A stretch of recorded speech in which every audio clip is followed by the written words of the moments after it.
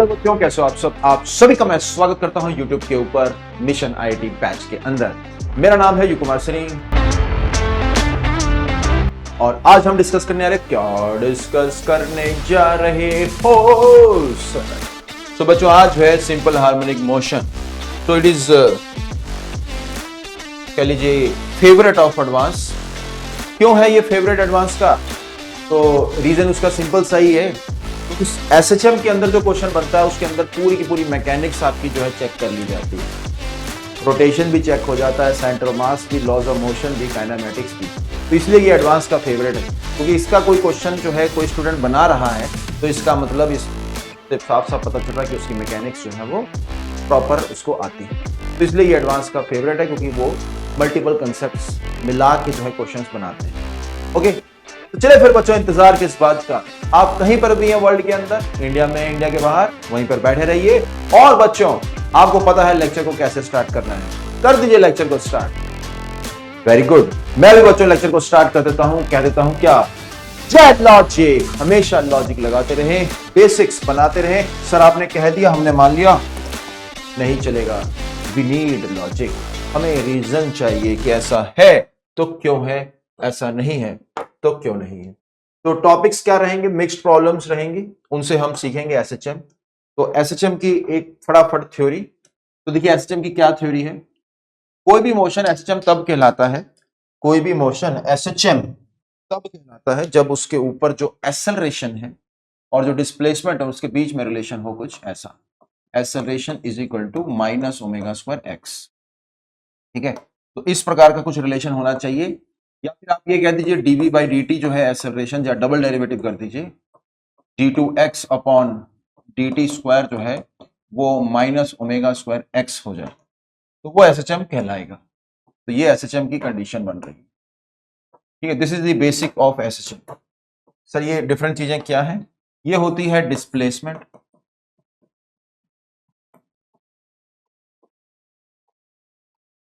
ठीक है, from mean position, ये क्लियर होना चाहिए, फ्रॉम मीन। और ये जो है ये हमारे पास एक्सेलरेशन, उसका डबल डेरिवेटिव है बेसिकली। ठीक है ना, तो डबल डेरिवेटिव ऑफ डिस्प्लेसमेंट। और डिस्प्लेसमेंट भी कहां से? डिस्प्लेसमेंट भी कहां से? मीन पोजीशन से। और मीन पोजीशन क्या होती है? फटाफट जो है थ्योरी देखनी है भैया। मीन पोजीशन की क्या डेफिनेशन है? मीन पोजीशन का क्या मतलब है? मीन पोजीशन मतलब मतबल, अरे मतलब मतबल मतबल। तो मीन पोजीशन का मतलब क्या है? Net force zero. जहां पर एफ नेट क्या होगा? जीरो होगा, उसे हम क्या कहते हैं? Mean position. तो मीन पोजीशन पर नेट फोर्स जो है वो बच्चों जीरो आती है। ठीक है, और यहां पर नेट फोर्स जीरो है तो वेलोसिटी जो है वो मैक्सिमम होती है। यहां पर याद रखिएगा, एफ नेट तो जीरो है लेकिन जो वेलोसिटी होती है वो मैक्स है। ठीक है, तो वेलोसिटी इज मैक्सिमम। ये क्लियर रहे कि वेलोसिटी मैक्सिमम होती है। और जो ये यहां पर आप इक्वेशन देख रहे हैं, इसका जो सोल्यूशन, कोई बोले भैया कि भैया इसका सोल्यूशन बता दो जरा। तो देखिए इसका जो सोल्यूशन है, मतलब x की वैल्यू क्या होती है, तो x की वैल्यू कुछ इस प्रकार की आती है, a sine omega T plus five. A होता है एम्पलीट्यूड, ओमेगा होता है एंगुलर फ्रीक्वेंसी, टी होता है टाइम, फाइव होता है इनिशियल फेज, एक्स होता है डिस्प्लेसमेंट। तो अगर वेलोसिटी लिखोगे तो इसको डिफरेंशिएट कर दोगे तो A omega cos of omega T plus five आ जाएगा। और अगर आप एक्सेलरेशन लिखोगे तो एक बार फिर से इसे डिफरेंशिएट करोगे तो ये sign omega T plus five या फिर माइनस ओमेगा स्क्वायर एक्स आ जाता है। ठीक है, तो ये हमारे पास रिलेशंस हैं वेलोसिटी के, डिस्प्लेसमेंट के, एक्सेलरेशन के। और एक होती है हमारे पास एक्सट्रीम पोजीशन। जो एक्सट्रीम पोजीशन है उस पर क्या चीज जीरो होती है? वेलोसिटी। वेलोसिटी जीरो होगी, पोटेंशियल एनर्जी मैक्सिमम होगी, फोर्स क्या होगी? मैक्सिमम होगी। ठीक है, तो ये चीज क्लियर है। एक्सट्रीम पोजीशन पर और मीन पोजीशन पर ये एक बेसिक सा फर्क है। ठीक है, ज्यादातर क्वेश्चन जो इस पर आते हैं वो किस कंसेप्ट पर बेस्ड है? तो कंसेप्ट जो है वो सिंपल सा है कि टाइम पीरियड निकालो ठीक है ना, या फिर वो पार्ट ऑफ एसएचएम दे देगा तो उसमें बोलेगा कि टाइम निकालो, पार्ट ऑफ एसएचएम में टाइम निकालने को बोल देगा। तो पार्ट ऑफ एसएचएम का टाइम कैसे निकालते हैं, इन्हीं इक्वेशंस का यूज करते हैं। ठीक है, तो ये जो है हमारे पास बेसिक इक्वेशंस है। और अगर क्वेश्चन कोई आ रहा है तो उसके अंदर हमें सर टाइम पीरियड निकालना है और हमें ये पता नहीं है कि भाई एक्सेलेरेशन कितनी है, तो कई बार हम फोर्स से भी निकाल सकते हैं। तो जैसे ये एक्सेलेरेशन है, तो अगर आप फोर्स लिखेंगे तो वो आ जाती है माइनस के एक्स। तो एक्सेलेरेशन क्या आ जाएगी, माइनस के बाय एम इंटू एक्स। तो यहां से आपको ओमेगा स्क्वायर की वैल्यू मिल गई है जो कि आ रही है के बाय एम। तो ओमेगा क्या आ गया, under root of k by m. तो टाइम पीरियड क्या आ रहा है, 2 pi under root of m by k. इस के को बोलते हैं हम क्या, बोलिए, फोर्स कांस्टेंट। तो this is called force constant. ये होता है फोर्स कांस्टेंट। तो फोर्स कांस्टेंट पता चल गया, ओमेगा और टाइम पीरियड का फॉर्मूला आपको पता चल गया। ठीक है ना, तो यानी कि कुल मिला के अगर आपको पता है क्या ओमेगा और अगर आपको पता है फोर्स कांस्टेंट तो आपका टाइम पीरियड तो आएगा। ठीक है, और इसी तरह से अगर टॉर्क है, मतलब कहिए कि रोटेशनल एसएचएम है, तो उसके अंदर भी यही सेम फॉर्मूला लगता है, बस टॉर्क को हम क्या लिख देंगे, माइनस के थीटा, और टाइम पीरियड वही same to same 2 pi under root of i by k आ जाए। ठीक है, तो ये जो चीज मैं आपको बता रहा हूं this is valid for rotational SHM. तो बहुत ही सिंपल सी थ्योरी है। बाकी सुपरपोजिशन एक होता है, सुपरपोजिशन हम फेजर की हेल्प से जो है ऐड कर देते हैं, superposition of two SHM having some slight phase difference. तो फेजर की हेल्प से जो अल्टरनेटिंग करंट में भी इसका यूज होता है, वेव्स में भी इसका यूज होता है, तो हम क्वेश्चंस के थ्रू वो थ्योरी सीखें। ठीक है ना, तो ये है एक सिंपल हार्मोनिक मोशन की एक सिंपल सी थ्योरी। तो इस प्रकार की इसकी थ्योरी होती है। तो सर अब आप कैसे क्वेश्चन कराओगे, तो क्वेश्चन हम डिस्कस करेंगे एडवांस के पॉइंट ऑफ व्यू से। तो एडवांस के पॉइंट ऑफ व्यू से जो है क्वेश्चंस मल्टीपल कंसेप्ट्स के यूज होते हैं, यानी कि रोटेशन भी होगा, laws of motion, centre of mass वगैरह का यूज होगा। और फेवरेट जो है एडवांस का जो क्वेश्चन एसएचएम का टफ क्वेश्चन बन सकता है वो होता है पार्ट ऑफ एसएचएम का। मतलब कुछ पार्ट ऑफ एसएचएम का हमें टाइम निकालने को वो बोल देगा, मतलब पूरा एसएचएम नहीं है, पार्ट ऑफ एसएचएम। मैं वहीं से थोड़ी सी पहले आपको थ्योरी बताऊंगा, क्वेश्चंस के थ्रू ही बताऊंगा, और फिर धीरे धीरे हम अपना लेवल जो है धीरे धीरे बढ़ाएंगे। ओके, जैसे पार्ट ऑफ एसएचएम जो है उसकी हम थ्योरी देखने वाले हैं। बस थोड़ी सी थ्योरी और फिर क्वेश्चंस, क्वेश्चंस ही करेंगे, क्वेश्चन से ही थ्योरी समझेंगे। तो पार्ट ऑफ एसएचएम की थ्योरी क्या है, what do you mean by part of SHM, part of SHM. तो एसएचएम का पार्ट का मतलब क्या है, मतलब पूरा एसएचएम नहीं है भाई, ये एसएचएम का पार्ट है। जैसे देखिए अगर कोई सर्कुलर मोशन होता है, उसका जो प्रोजेक्शन होता है, अगर यूनिफॉर्म सर्कुलर मोशन है वो तो उसका एक्स एक्सिस और वाई एक्सिस पे जो प्रोजेक्शन होता है वो क्या होता है, एसएचएम करता है ना। तो देखिए ये पार्टिकल जैसे ऐसे जा रहा है तो इसकी जो शेडो होगी, जैसे यहां पर जो शेडो है, ये रही इसकी shadow, this shadow is performing क्या, एसएचएम। ठीक है ना, ये जो पार्टिकल है this is performing circular motion, this is performing क्या, यूनिफॉर्म सर्कुलर मोशन।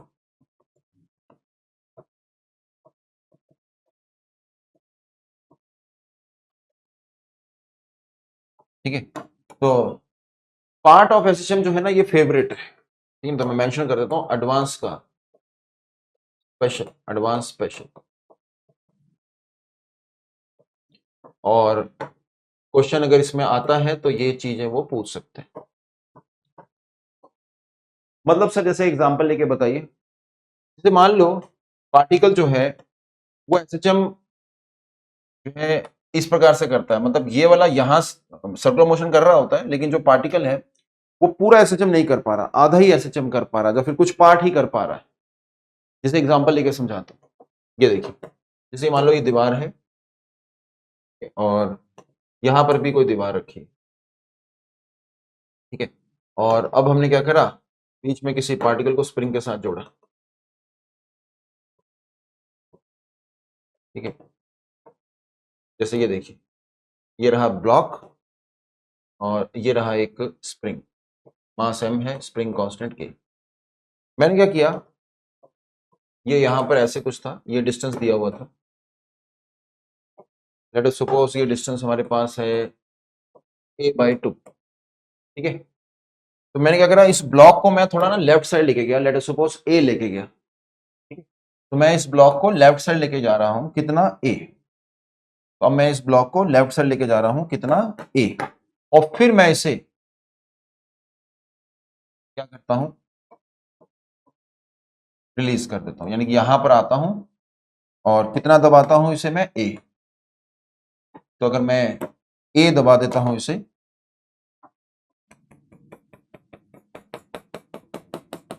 तो आपको बताना है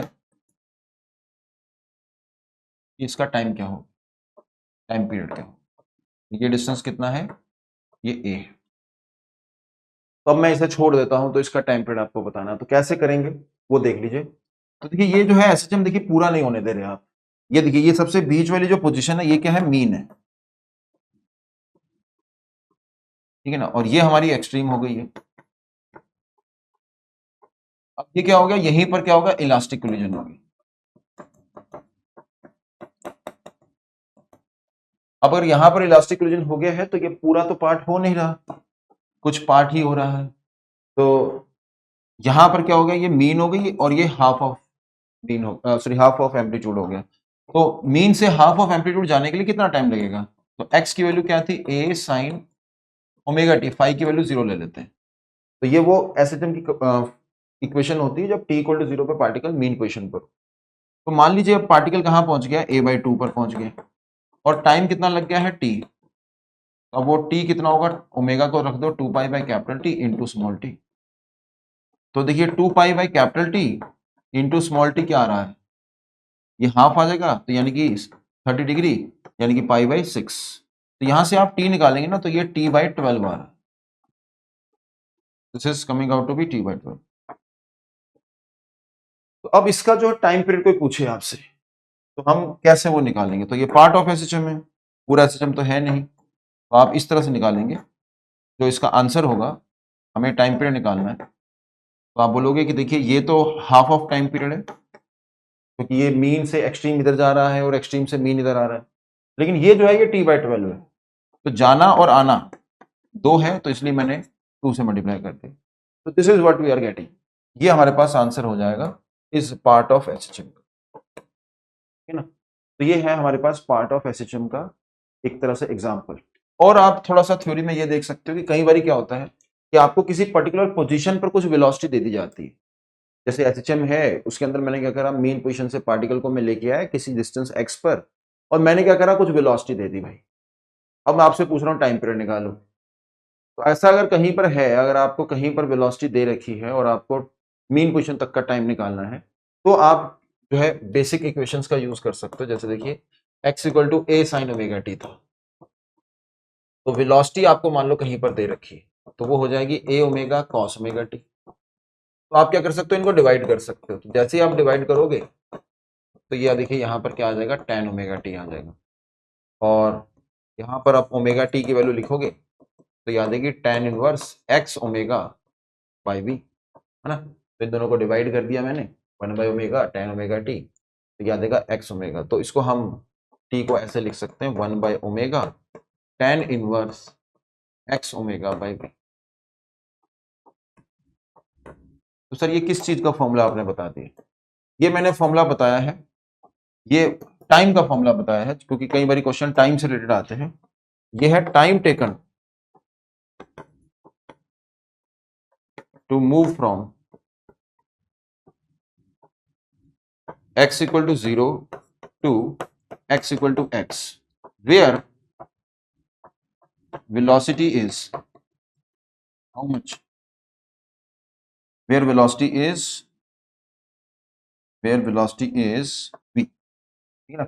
ये वो टाइम है, ओमेगा तो पता ही under root of k by m, tan inverse x omega by v। और एक फॉर्मूला तो वैसे पपी को पता रहना चाहिए, वेलोसिटी का the function of x a square minus x, ये होता है वेलोसिटी का as a function of x formula. तो एक प्रकार से देखिए मैंने आपकी ना थ्योरी अब करा दी, अब आप रेडी हो जाइए, तैयार हो जाइए, ready to rock. Now we are going to solve questions, जिसको आपने खुद सॉल्व करना है।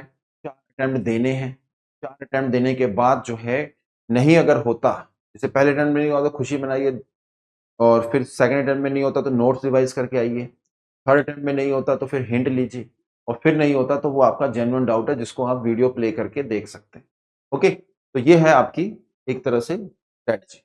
और बाकी जो है मैंने बैच के अंदर जो है प्रीवियस ईयर्स के जितने भी पीवाईक्यूज हैं 5 साल के, वो मैंने आपको एक पीडीएफ फॉर्म में दिए हुए हैं। तो वो सारे के सारे जो है क्वेश्चंस करने, जैसे एंड का टाइम है कि सर हमारा एडवांस है सामने और हम एलिजिबल हैं उसके लिए और we are working day and night for that, तो हमें कुछ टास्क दे दीजिए। तो वही टास्क है आपका, सारे पीवाईक्यूज करने विद आंसर्स, आपको जो है क्वेश्चन सारे मिल रहेंगे, ठीक है ना। तो वो क्वेश्चंस आपने सारे अटेम्प्ट देने। और अभी जो हम एसएचएम चैप्टर को खत्म कर रहे हैं, तो एक पार्ट से एक तरह से मैंने थ्योरी वाला पार्ट डिस्कस कर लिया। चलिए अब आगे बढ़ते हैं, तो अब क्वेश्चन हो जाए, ठीक है। तो धड़ाधड़ क्वेश्चन करते हैं, ठीक है।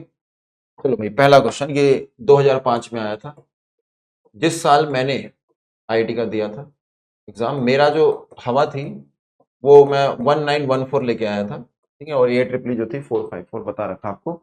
तो देखिए जरा, आप अपने टीचर को बीट कर सकते हैं। Beat your teacher, beat your teacher. Sir पिटाई करनी है आपकी? नहीं, पिटाई नहीं भैया, इस क्वेश्चन को करके दिखाना है। पॉज करेंगे, और क्योंकि अब तो ये रिकॉर्डेड वीडियो है, दिस इज रिकॉर्डेड वीडियो, तो you have to pause and solve it. तो आइए जरा डिस्कस करते हैं। A mass m is undergoing SHM in the vertical direction about the mean position y naught with amplitude A, angular frequency omega. At a distance y from the mean position, the mass detaches from the swing. Assume that the spring contracts and does not obstruct the motion of m. Find the distance y measured from the machine such that the height obtained by the clock is maximum. देखिए 2005 में आया था ये सवाल, मेरे से हो गया था। तो यहां पर ये ब्लॉक है, ये रहा वो ब्लॉक। अब मान लीजिए ये ब्लॉक जो है ये एसएचएम कर रहा है, तो इसकी कुछ नेचुरल लेंथ होगी, कुछ इसकी मेन पोजीशन होगी, है ना। तो ये देखिए, ये है नेचुरल लेंथ और एक इसकी क्या होगी, मेन पोजीशन। एक है नेचुरल लेंथ और एक है मेन पोजीशन। अब बोल रहा है कि मेन पोजीशन से कुछ डिस्टेंस ऊपर एसएचएम तो हो ही रहा है, ठीक है ना, ये प्रॉपर एसएचएम हो रहा है। तो मेन पोजीशन से कुछ डिस्टेंस ऊपर, लेट अस सपोज यहां कहीं, ये हाइट जो है आपको दे दी गई है y, यहां से इसको रिलीज किया जाता है। पार्टिकल को मैं अभी एक मतलब ब्लॉक को हम एक पार्टिकल की तरह ट्रीट करते हैं। क्या होगा कि ऊपर जाएगा फिर ये वापस नीचे आएगा। तो पूछ रहा है कि बताओ y, ताकि ये हाइट जो है ना ये मैक्सिमम हो जाए। अब हाइट वो कहीं से भी ले सकते हो, जैसे ग्राउंड से मान लीजिए आप ले रहे हैं हाइट, तो ग्राउंड से जो हाइट है वो क्या हो जाए, मैक्सिमम। तो भैया अगर इसकी हाइट को मैक्सिमम करना है तो ये मेन पोजीशन तो फिक्स्ड एक हाइट पे होगी। मेन पोजीशन क्या होती है, जहां पर नेट फोर्स 0 हो, तो ये फिक्स्ड पोजीशन है। तो यहां से ऊपर देख लेते हैं। अब मैंने देखिए थोड़ी देर पहले ही आपको थ्योरी में बताया था कि ये वेलोसिटी का फॉर्मूला होता है। तो at a height y, at a height y, ये हटाओ अभी, एट अ हाइट y क्या वेलोसिटी होगी। तो यहां पर वेलोसिटी जैसे कहां से छोड़ा था, यहां पर, तो यहां पर वेलोसिटी क्या होगी। तो इस वेलोसिटी का फॉर्मूला क्या आ जाएगा ये बता दो। तो वेलोसिटी का बच्चों फॉर्मूला आना चाहिए ओमेगा अंडर रूट में क्या, एम्पलीट्यूड का स्क्वायर माइनस क्या, वाई स्क्वायर। और अगर ये फॉर्मूला है तो ये जो हाइट होगी, अगर मान लो v स्पीड से फेंका है तो v square by 2g height पर जाएगा। ये काइनेमेटिक्स लगा दिया, जैसे कि कहा था आपको कि एसएचएम के क्वेश्चन जो होते हैं उसमें सब कुछ लग रहा होता है, तो काइनेमेटिक्स लगा दी। तो अब एक तरह से टोटल जो हाइट है वो हम लिख सकते हैं। तो टोटल हाइट बच्चों कितनी आ जाएगी, तो टोटल हाइट हमारे पास आ जाएगी v square by 2g plus Y, तो y plus V square by 2g। और v की वैल्यू ये है, तो ये omega square A square minus Y square upon क्या आ रहा है, 2g। We square by 2g ना, वी स्क्वायर मैंने यूज कर 2s। अब ये टोटल हाइट है जिसको हम let us suppose capital H बोलते हैं। तो हम चाहते हैं इसे मैक्सिमम करना, तो d capital H upon dy कितना हो जाए, आधा। इसे हमें 0 करना पड़ेगा, एज सिंपल एज दैट। क्योंकि टोटल हाइट जो है वो अगर मैक्सिमम करनी है तो आपको डिफरेंशिएट करके 0 डालना पड़ेगा। और ये जब मैंने पेपर दिया था 2005 में, तो मुझे बहुत ही सिंपल सा लगा। पहले थोड़ा सा लग रहा था कि क्वेश्चन को समझूं, तो क्वेश्चन को समझा मैंने कि अगर बिल्कुल हाईएस्ट पॉइंट से छोड़ते हैं तो क्या होगा, वेलोसिटी 0 होगी तो सीधा नीचे गिर जाएगा। मीन पोजीशन से फेंकेंगे तो क्या होगा, बहुत हाई स्पीड से ऊपर जाएगा। तो मैंने क्या करा था, इस तरह सोचने लग गया। जैसे मान लो कोई बिल्डिंग है और हम ग्राउंड फ्लोर पर हैं, मेरा दोस्त आया, मेरे को कह रहा है कि चल भाई देखते हैं कौन पत्थर ऊपर फेंकता है। तो मैंने पहला चांस उसको दे दिया, उसने दम लगा के फेंका, किसी हाइट पर गया। जब मेरी बारी आई, मैंने क्या करा, मैं बिल्डिंग पर चढ़ के छत पे जाके फेंका, मैं जीत गया। तो वो कहेगा यार चीटिंग। मैंने कहा यार तूने तो ऐसा स्पेसिफाई करा नहीं था। तो यहाँ पे मेरे को पता चल गया कि किसी हाइट से फेंकने पर कम स्पीड से भी काम चल सकता है। तो वहां से मेरे को यहाँ पर ये हिंट मिल गया कि हाँ यार वाई हाइट पर जाके फेंकोगे तो ये वाई ऑलरेडी हाइट का पार्ट है, तो इससे आपको हिंट मिल गया। तो बस डिफरेंशिएट करना है, तो इसकी डिफरेंशिएशन 1 हो जाएगी। और यहाँ पर एक पहली टर्म तो कांस्टेंट है, दूसरी टर्म क्या आएगी, माइनस में आ रही है ओमेगा स्क्वायर बाई 2g और माइनस वाई स्क्वायर, और इसकी डिफरेंशिएशन क्या होगी 2y, और इसको 0 डाल दो। तो y की वैल्यू बच्चों आ रही है g बाय ओमेगा का स्क्वायर। तो ये वैल्यू मेरे पास आ रही है, ठीक है। तो y की वैल्यू इधर जाने पर आ रही है y by omega, g by omega square, 2 तो कट रहा है। तो आई एम गेटिंग दिस, ठीक है ना। तो ये आंसर आ रहा है। तो अगर आपका आंसर ये था तो ये क्वेश्चन हो गया। आगे बढ़ते हैं। दिस वाज द आंसर, ठीक है। तो ये आंसर था, 2005 में आ रखा था एडवांस के आईआईटी के अंदर, ठीक है। तो ये था वो क्वेश्चन। चलिए अब नेक्स्ट करते हैं। ये क्वेश्चन जो है इसको ट्राई करेंगे। तो two wheels which are rotated by some external source, ठीक है, with a constant angular velocity in opposite direction as shown the figure. ये है एचसी वर्मा का क्वेश्चन, this is from HC Verma. Good question. वैसे ओरिजिनली इरोडोव के अंदर था, मतलब इरोडोव में भी है, एचसी वर्मा में भी।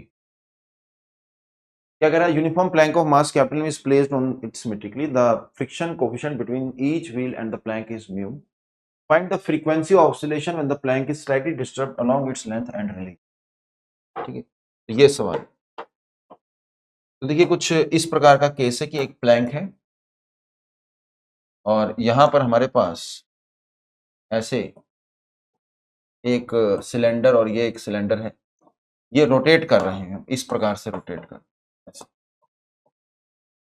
तो अभी जैसे इक्विलिब्रियम है, तो mg कहां से ऐड कर रहा होगा, बीच से, है ना। सो mg फोर्स अगर हमें दिखाएंगे तो हम यहां पर दिखाएंगे mg, और बाकी नॉर्मल रिएक्शन कहां पर दिखाएंगे, यहां पर, ठीक है। लेकिन नॉर्मल रिएक्शन होगा और बिल्कुल बैलेंस होगा, n1 है और दोनों की वैल्यू सेम ही होगी। तो अगर ये n अभी के लिए n ही मान लो, चलो, दोनों तरफ क्या रहेगा n। अब हल्का सा इसे डिस्टर्ब करो, ठीक है ना। तो हल्का सा आप इसे डिस्टर्ब करोगे, तो मान लीजिए आपने हल्का सा इसे डिस्टर्ब करा, तो किधर की तरफ डिस्टर्ब करा, राइट साइड। तो भैया हल्का सा ये राइट साइड जाएगा तो ये mg भी तो राइट साइड चला जाएगा, है ना। तो आपने क्या करा, इसको हल्का सा राइट साइड डिस्प्लेस कर दिया। तो अगर हल्का सा राइट साइड डिस्प्लेस कर दिया तो ये डिस्टेंस कितना है, x, ठीक है ना। तो ये डिस्टेंस आपको मिलने वाला है, और ये हो जाएगा n2 और ये हो जाएगा n1, और ये रहा हमारे पास mg, ठीक है। तो ये n1 है, ये n2 है। और अब फील आ रहा है कि n2 जो है वो बढ़ जाए। अगर n2 बढ़ गया तो यहां पर एक फ्रिक्शन भी तो ऐड कर रहा है इधर की तरफ, यहां पर किधर ऐड कर रहा है, इधर की तरफ। देखिए ये इसको घुमा के ऐसे फ्रिक्शन लगा रहा है, तो ये F2 है और ये F1 है, तो जिसकी वजह से एक नेट फोर्स इस पर आ गई, मास मान लेते हैं m। अब वो नेट फोर्स आ गई तो उसकी वजह से क्या होगा कि अब ये रिस्टोरिंग फोर्स है तो वापस आएगा। तो हमें क्या निकालना, फाइंड फ्रीक्वेंसी ऑफ ऑसिलेशन, मतलब टाइम पीरियड निकाल दे, काम बन जाए। तो अब देखिए टाइम पीरियड कैसे निकलेगा, उसके लिए नेट फोर्स चाहिए। नेट फोर्स यहां पर क्या है बच्चों, F2 माइनस F1, तो काम हो गया। आप यहां पर क्या लिखेंगे, नेट फोर्स, आप लिखेंगे यहां पर नेट फोर्स। तो नेट फोर्स जो है यहां पर कैसे आएगी, F2 माइनस F1 करके, और इसको आप क्या लिख सकते हो, म्यू N2 माइनस क्या, म्यू N1। तो mu N2 minus mu N1 करके आप नेट फोर्स निकाल लोगे। तो आइए जरा अब हम N2 और N1 की वैल्यू निकालें। अब N2 और N1 निकालने के लिए हम क्या करते हैं, यहां पर बैठ जाते हैं, यहां पर बैठ के टॉर्क को बैलेंस करते हैं। तो यहां पर बैठिए और टॉर्क बैलेंस करिए। यहां पर खोपचे में हम टॉर्क बैलेंस करते हैं। तो आइए जरा टॉर्क बैलेंस करते हैं, देखें क्या मिलता है। तो टॉर्क बैलेंस करेंगे तो क्या मिलेगा, देखिए N2 है, N1 है। तो N2, अब ये डिस्टेंस कितना था, ये L/2 था। क्वेश्चन में देखते हैं क्या दिया था ये डिस्टेंस भाई। ये 2L था, तो L था, ये L, तो दिस वाज L, ठीक है ना।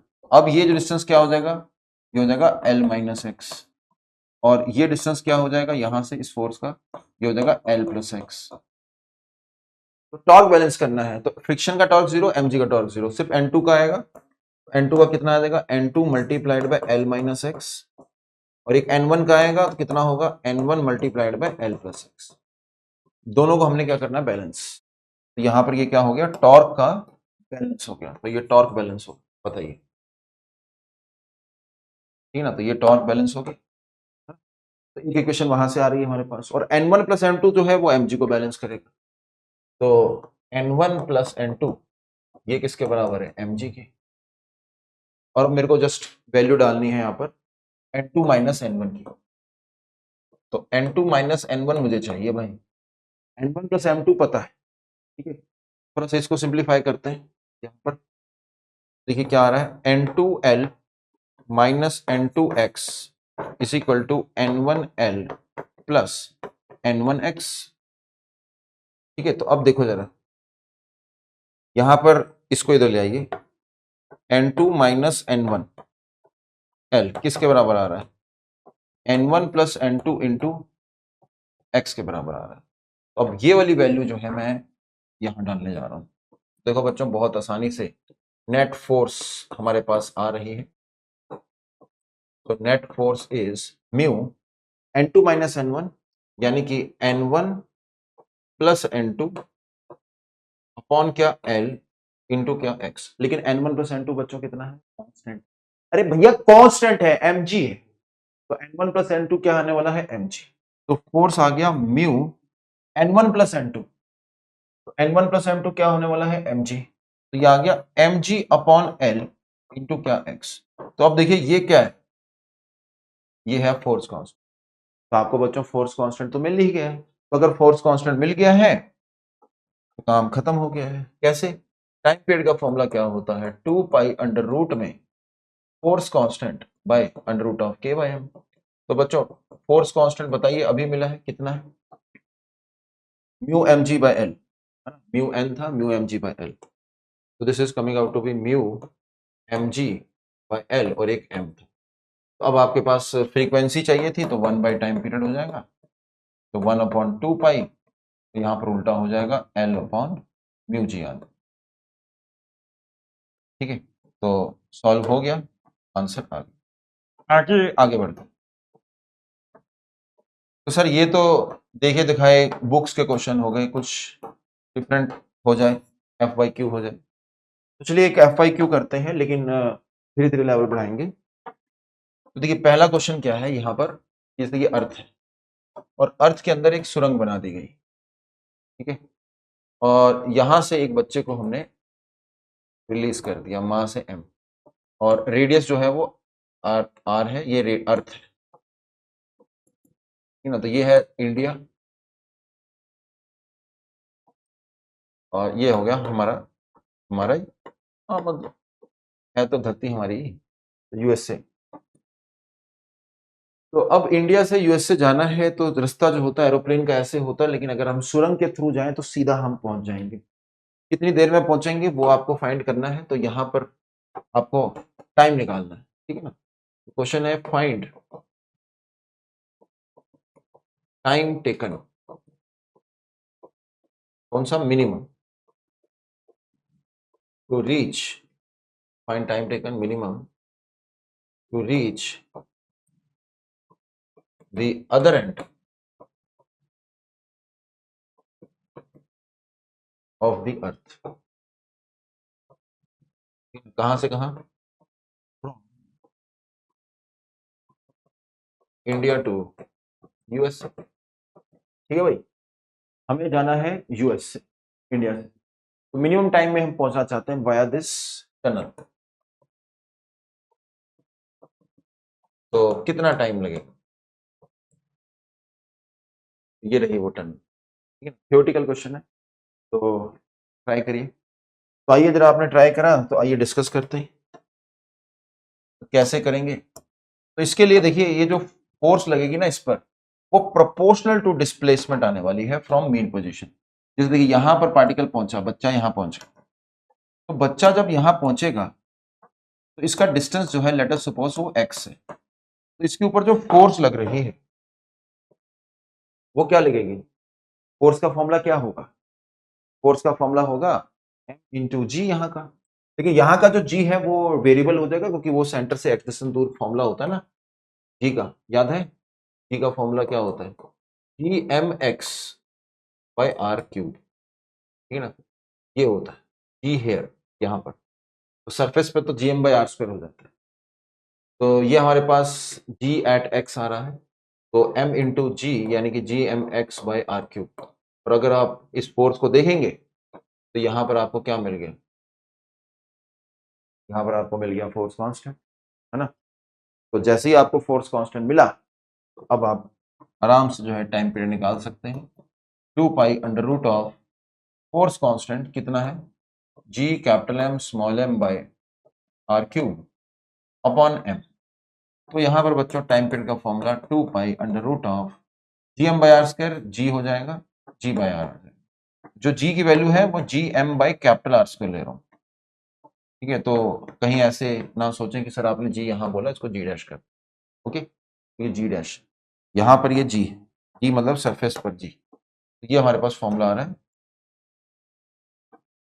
तो आंसर जो है वो क्या हो जाएगा, अब गलती स्टूडेंट्स क्या करते हैं, टाइम पीरियड लिख देते हैं, answer will be time period का हाफ, ठीक है ना। और टाइम पीरियड की जो वैल्यू होती है वो कुछ 84 मिनट्स आती है, ये जो टाइम पीरियड है दैट इज अप्रोक्सीमेटली 84 मिनट आता है, तो लगभग 42 मिनट्स में हम पहुंचने वाले हैं। वैसे एरोप्लेन से जाओ तो दिन लग जाता है, बट यहाँ पर आप बहुत जल्दी पहुंच सकते हैं।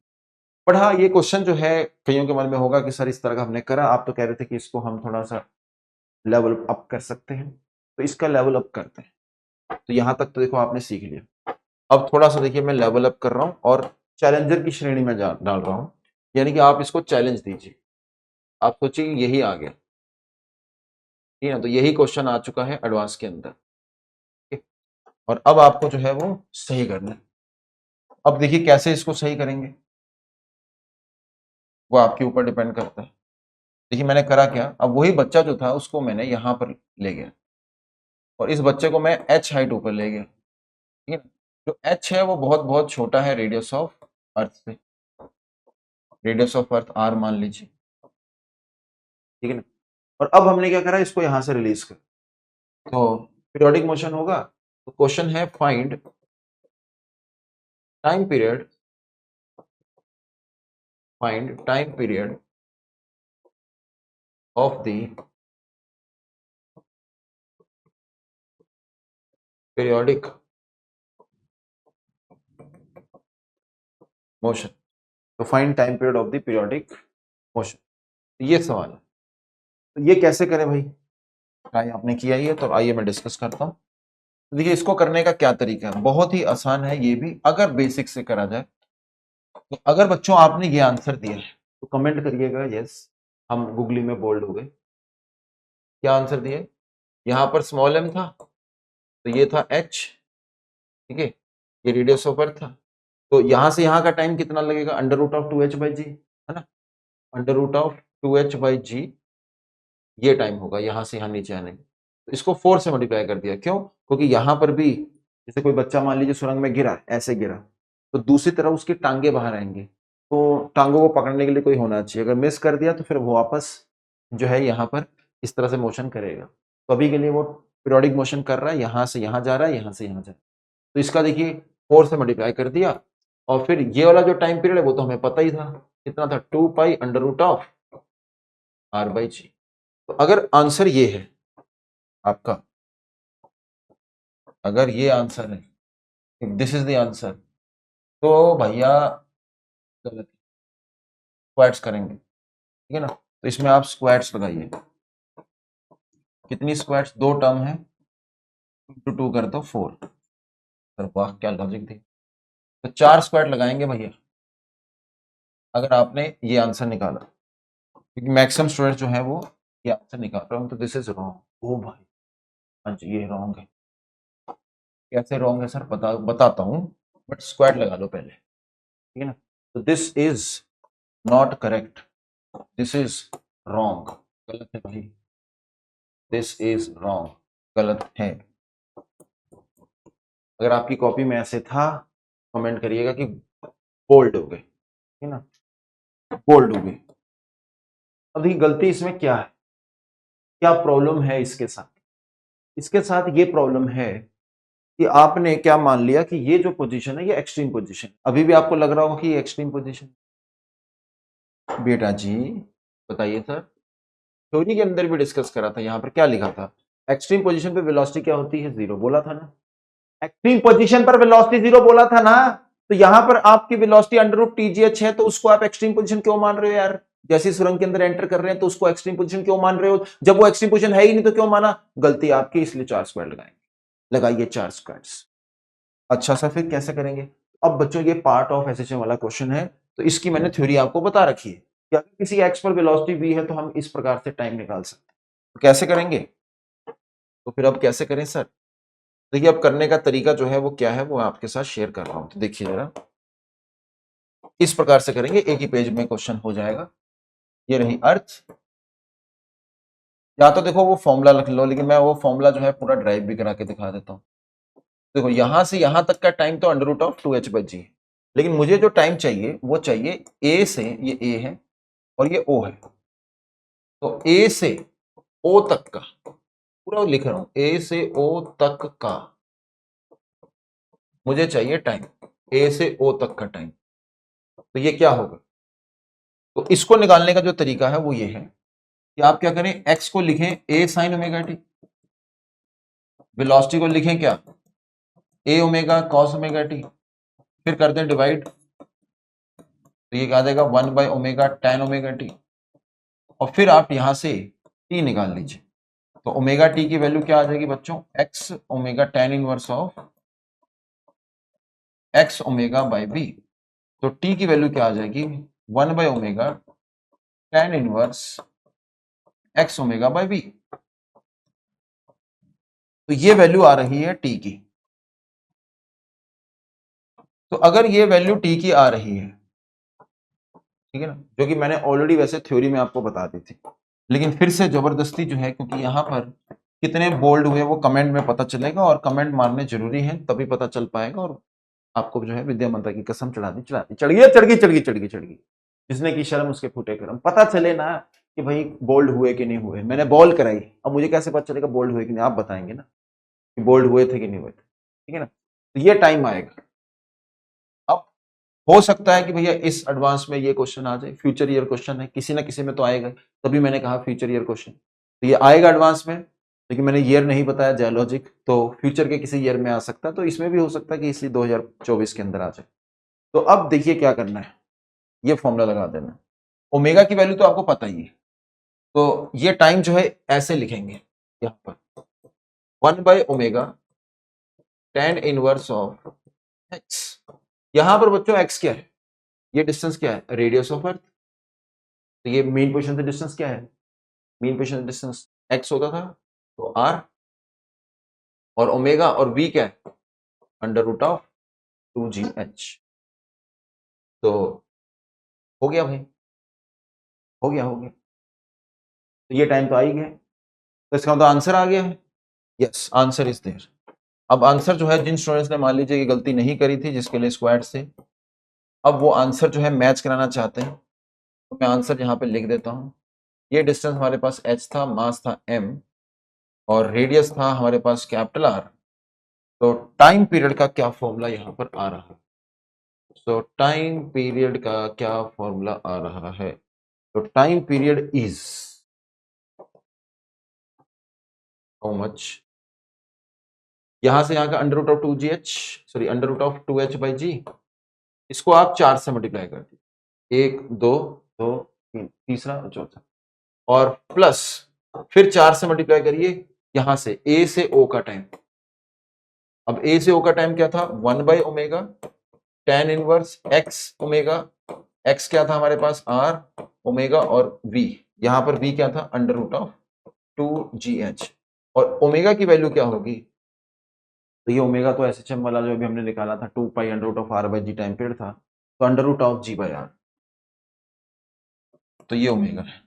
तो this is what we are getting, तो this is the answer of this question. तो अगर बच्चों आपका ये आंसर था तो इसका मतलब आप सही सोच रहे थे, आप सही कर रहे थे, अगर कुछ और था तो आपने गलत किया। तो दिस इज द आंसर। बोलिए क्लियर है? अब क्लियर है कि नहीं? आपने तो बोला क्लियर है, तो आई वांट कि भाई आप इस प्रकार का एक क्वेश्चन और सही करके दिखाएं। अगर आपने इस प्रकार का एक क्वेश्चन और सही कर दिया तो मैं मान जाऊंगा कि यार ये कंसेप्ट बच्चों को समझ में आ चुका है, और अब मैं जो है आगे डिफरेंट तरह के क्वेश्चन जो है डिस्कस कर सकता हूं। तो आइए जरा, एक प्लैंक है यहां पर एक स्प्रिंग लगा दी गई है, और जो ये प्लैंक है ये मासलेस प्लैंक है, ठीक है ना, दिस इज मासलेस प्लैंक, और एक ब्लॉक है क्योंकि हम यहां से गिरा रहे हैं, कितनी हाइट से गिरा रहे हैं, तो लेट अस सपोज ये हाइट आपको दे दी गई है h और इसका मास है m। जो कोलिजन होता है वो कुछ इनइलास्टिक कोलिजन है, मतलब यहां पर आता है स्ट्राइक करता है। तो क्वेश्चन क्या है, कोलिजन जो है वो उसके बारे में दे दिया, कोलिजन इज इनइलास्टिक, मतलब कोलिजन इज सच दैट, कह दो is such that there is no loss of energy, ठीक है ना, और प्लैंक जो है वो मासलेस। तो पूछा क्या जा रहा है, find time period of the oscillations of the block। तो ब्लॉक के जो ऑसिलेशंस होंगे उसका टाइम पीरियड, तो कैसा देखिए मोशन होगा, ये नीचे गिरेगा, फिर इसको दबाएगा, नीचे जाएगा, फिर ऊपर आएगा, और फिर ऐसे ऐसे मोशन के करने वाला, ठीक है, क्लियर है? बोलो। चलिए अब देखते हैं जरा स्क्वाट्स आप लगाएंगे कि नहीं लगाएंगे। अब दूसरी बॉल पर बोल्ड होते हो कि नहीं वो भी आप कमेंट में मेरे को बताइएगा, कि बोल्ड ऑन सेकंड बॉल और फर्स्ट बॉल, किस पर बोल्ड हुए आप। तो अगर बच्चों आपका आंसर ये आ रहा है जिसमें आप मान रहे हो कि यहां तक वो गिरा, तो अगर आपका आंसर ये है कि नीचे गिरा तो अंडर रूट ऑफ 2h/g, लेकिन ऊपर भी आएगा तो ट्वाइस, और ये क्या, ये मीन से एक्सट्रीम, एक्सट्रीम से मीन, तो यानी कि पाई अंडर रूट ऑफ m/k। तो अगर ये आंसर है तो कितनी टर्म्स हैं, दो, 2 दूनी 4, तो आप कितने स्क्वाट्स लगाओगे, तो स्क्वाट्स यहां पर लगने वाले हैं 4। तो जहां पर भी आप, कुछ स्टूडेंट्स कहते हैं सर मैं तो सर लाइब्रेरी में हूँ, लाइब्रेरी में लगाइए स्क्वाट, ठीक है ना, और अगर कोई आपको स्क्वाट करता दिख जाएगा तो इसका मतलब वो भी सेम लेक्चर देख रहा है। तो स्क्वाट्स लगेंगे 4 अगर आपका आंसर ये है, और ये जो आंसर है ये गलत है, ठीक है ना, this answer is not correct, गलत है भाई, काटा लगा देते हैं, तो this answer is not correct, wrong answer है भाई, this is wrong, this answer is गलत, गलत बोला, ठीक है ना। अपनी कॉपी चेक करो, यही निकाल के बैठे थे, तो फिर उठिए, खड़े होइए, स्क्वाट्स लगाइए, जरूरी है, ब्लड फ्लो करवाना जरूरी है ताकि ब्रेन के अंदर और ऑक्सीजन जाए। चलिए सर, ऑक्सीजन ब्रेन में आ गई, अब बताओ सर कैसे करना है, तो देखिए कैसे करना है, ये देखिए, तो यहां पर क्या होगा,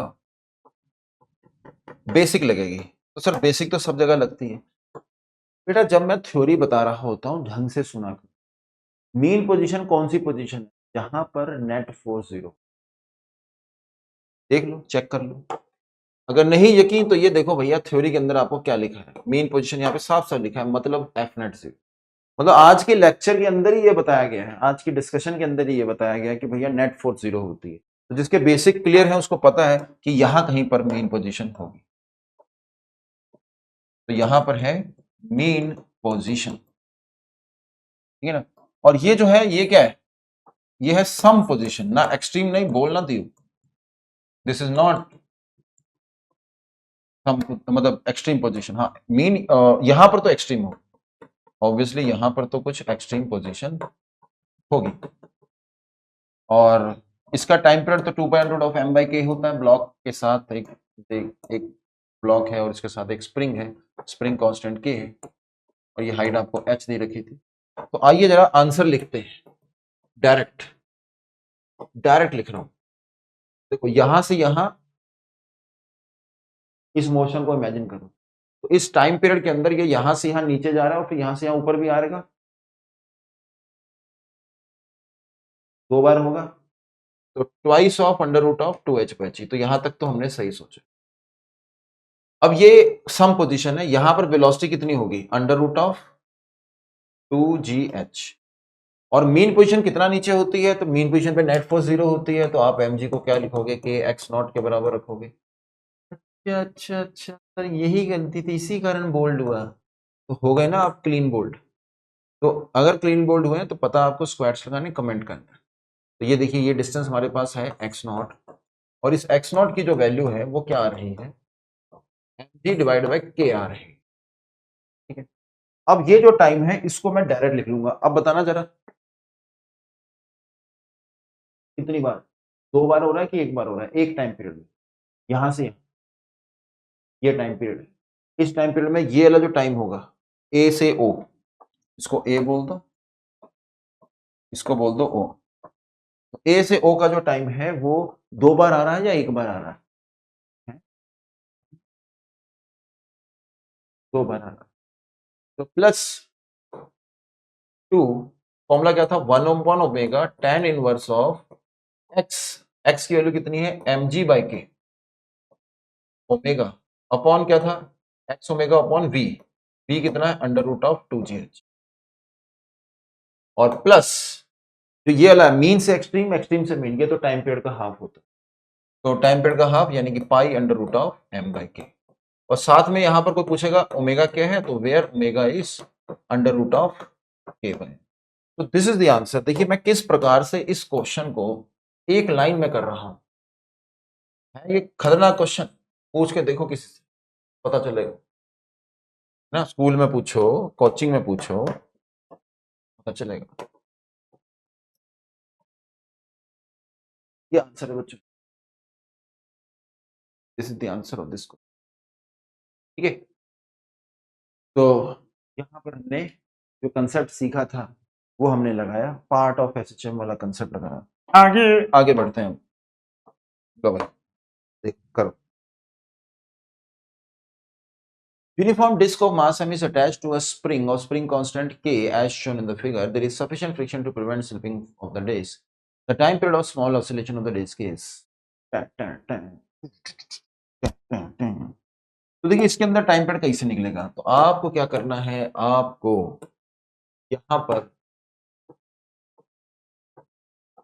लीनियर एसएचएम या एंगुलर एसएचएम किसी एक को पकड़ के सॉल्व करना, ठीक है ना। तो मैं यहां पर एंगुलर एसएचएम, रोटेशनल एसएचएम का यूज करता हूं, और जैसा टीचर ओ वैसे कैसे पर, तो मैं भी यहां पर रिकमेंड करूंगा कि आप टॉर्क मेथड यहां पर कर लीजिए, क्योंकि टॉर्क मेथड बहुत आसान है करने को। देखो हमारे पास एनर्जी मेथड होता है एक, जिसके अंदर हम टोटल एनर्जी लिखते हैं और डिफरेंशिएट करके 0 डाल देते हैं, तो वहां से भी एक इक्वेशन बनती है, ठीक है। एक हमारे पास फोर्स मेथड होगा जिसके अंदर हम इसको थोड़ा सा डिस्प्लेस करेंगे, नेट फोर्स लिखेंगे, और वो फिर प्रोपोर्शनल टू एक्स आ जाती है, के आ जाता है, टाइम पीरियड आ जाता है। और एक होता है टॉर्क मेथड। तो मैं यहाँ पर रोटेशन का क्वेश्चन है ना, तो टॉर्क मेथड मैं यहाँ पर यूज करूंगा। ये मेरे पास डिस्क है, ठीक है ना, डिस्क। तो डिस्क है, कहाँ बैठे, ladies and gentleman please welcome mister Chintu. देखिए चिंटू को यहां पर बुलाया गया,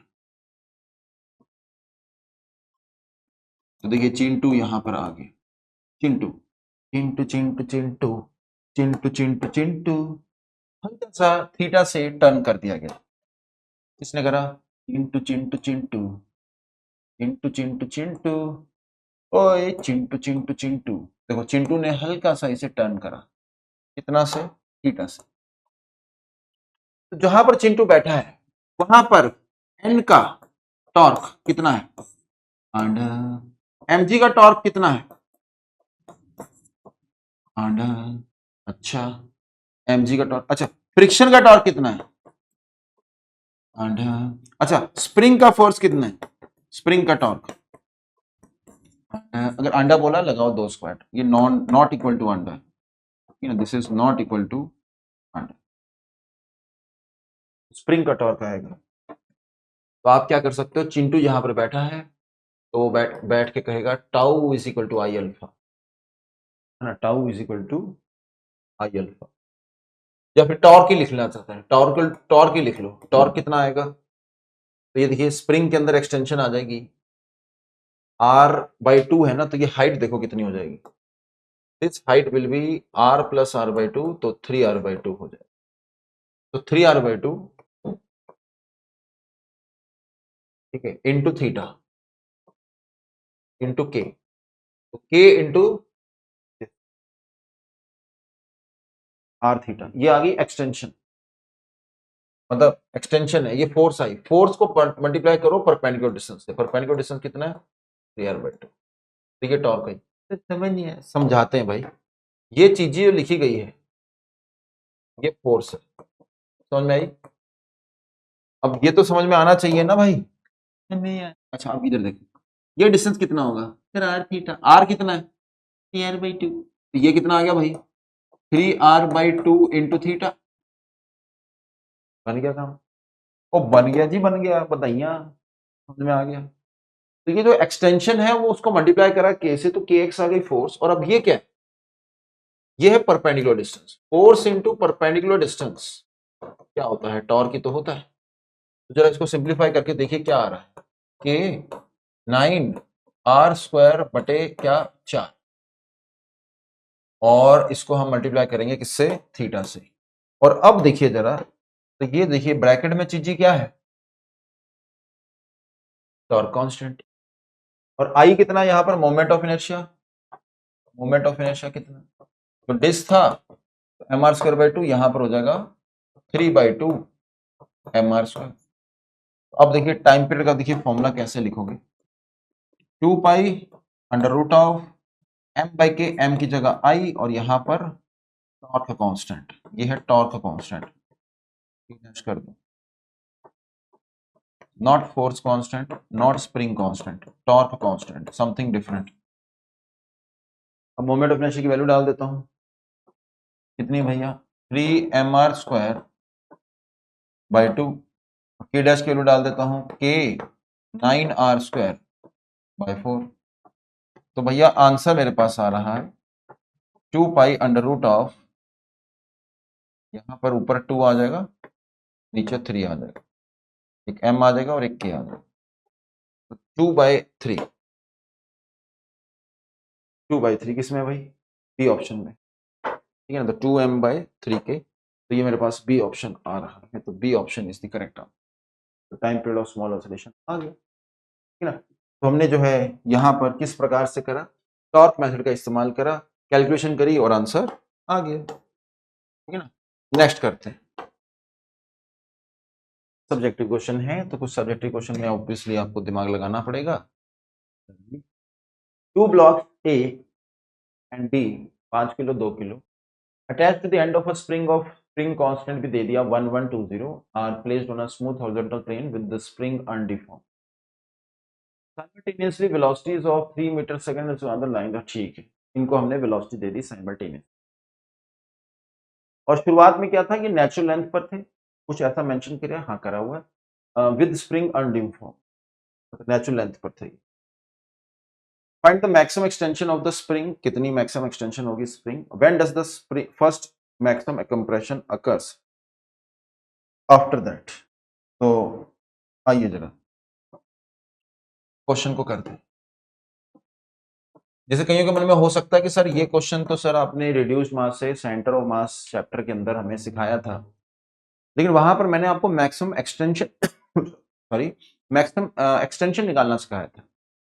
यहाँ पर देखिए जो सेकंड पार्ट है वो क्या है कि टाइम निकालो, तो उस टाइम के लिए आपको एसएचएम की थ्योरी आनी चाहिए, जय लॉजिक। ठीक है, तो आइए जरा सॉल्व करते हैं। पहले तो मैक्सिमम एक्सटेंशन निकालते हैं, तो बुलाते हैं, जरा बुलाइए। Ladies and gentleman please welcome mister Chintu.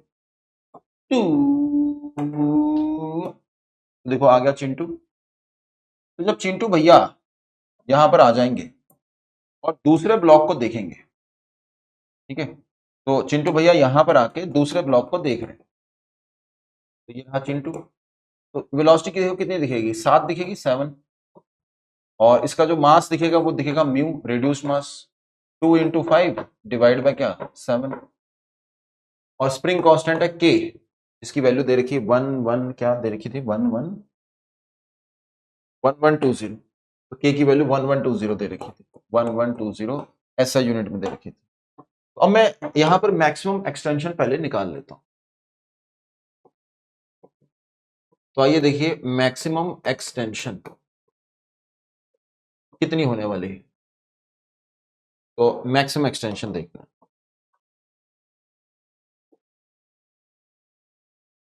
तो मैक्सिमम एक्सटेंशन, तो मैक्सिमम एक्सटेंशन की थ्योरी क्या होगी, हाफ म्यू वी रिलेटिव का square is equal to half K X square या ए स्क्वायर मैक्सिमम। तो आप ये यूज कर सकते हैं ना, तो इससे आपको जो है मैक्सिमम एक्सटेंशन एकदम से मिल जाएगी। तो आइए जरा वैल्यू निकालते हैं। तो म्यू वी रिलेटिव का square divide by K is equal to A square, half half कट रहा है। म्यू की वैल्यू कितनी बच्चों, 10/7। वेलोसिटी की वैल्यू कितनी, 7 इंटू 7। और के की वैल्यू कितनी, 1120। और इसका रूट ले लीजिए तो क्या मिलेगा आपको, ए ना। तो ये आ रहा है मेरे पास अंडर रूट में 70 या 7/112। कितना आ गया एम्पलीट्यूड, 7 कटेगा 70 आएगा, 0 कटेगा तो 7/112। तो ये मेरे पास एम्पलीट्यूड आ चुका है। तो this is the maximum extension, तो अंडर रूट ऑफ 7/112। ये मैं आंसर इसका लिख देता हूँ। तो अंडर रूट ऑफ 7/112, तो ये आ गया हमारे पास पेन पार्ट का answer. When does the first maximum compression occurs after the start? तो अब इसके अंदर हम क्या करते हैं, when पूछा जा रहा है तो मोशन को आइडेंटिफाई करते हैं। तो इसका जो बच्चों मोशन है, अगर उसको आइडेंटिफाई करें, तो मैंने सेंट्रोमास चैप्टर में आपको सिखाया था कि सेंट्रोमास एक खास फ्रेम होता है जहां पर हमेशा मोमेंटम सिस्टम का कितना रहता है, 0 रहता है। तो मोमेंटम सिस्टम का हमेशा कितना रहने वाला है, 0। आप सेंट्रोमास फ्रेम पर बैठिए, तो जरा वेलोसिटी ऑफ सेंटर ऑफ मास देखिए क्या आएगी। ये आएगी 2 इंटू 10 प्लस 3 इंटू 5 अपॉन 7। तो ये आ रहा है 20 प्लस 15/7, 35/7, यानी कि कितनी, 5 आ रही है। This is coming out to be how much, 5। ठीक है ना, तो ये 5 आ गई। ठीक है, क्लियर है, तो ये आ गया 5। क्या देख रहे थे सर, नहीं बस ऐसी एम्पलीट्यूड, ये अगर सिंप्लीफाई करना चाहो तो हो जाएगा, वैसे सोचा। हम्म, तो अब सेंट्रोमास पर बैठते हैं, तो चिंटू को बुलाते हैं। Ladies and gentleman please welcome mister Pintu. Sir Pintu आ गया, ओह, क्योंकि चिंटू तो पिछले क्वेश्चन में है ना, अब यहाँ पिंटू को बुला देते हैं। देखो ये रहा पिंटू, कहां पर बैठा है, सेंट्रोमास के फ्रेम में बैठा।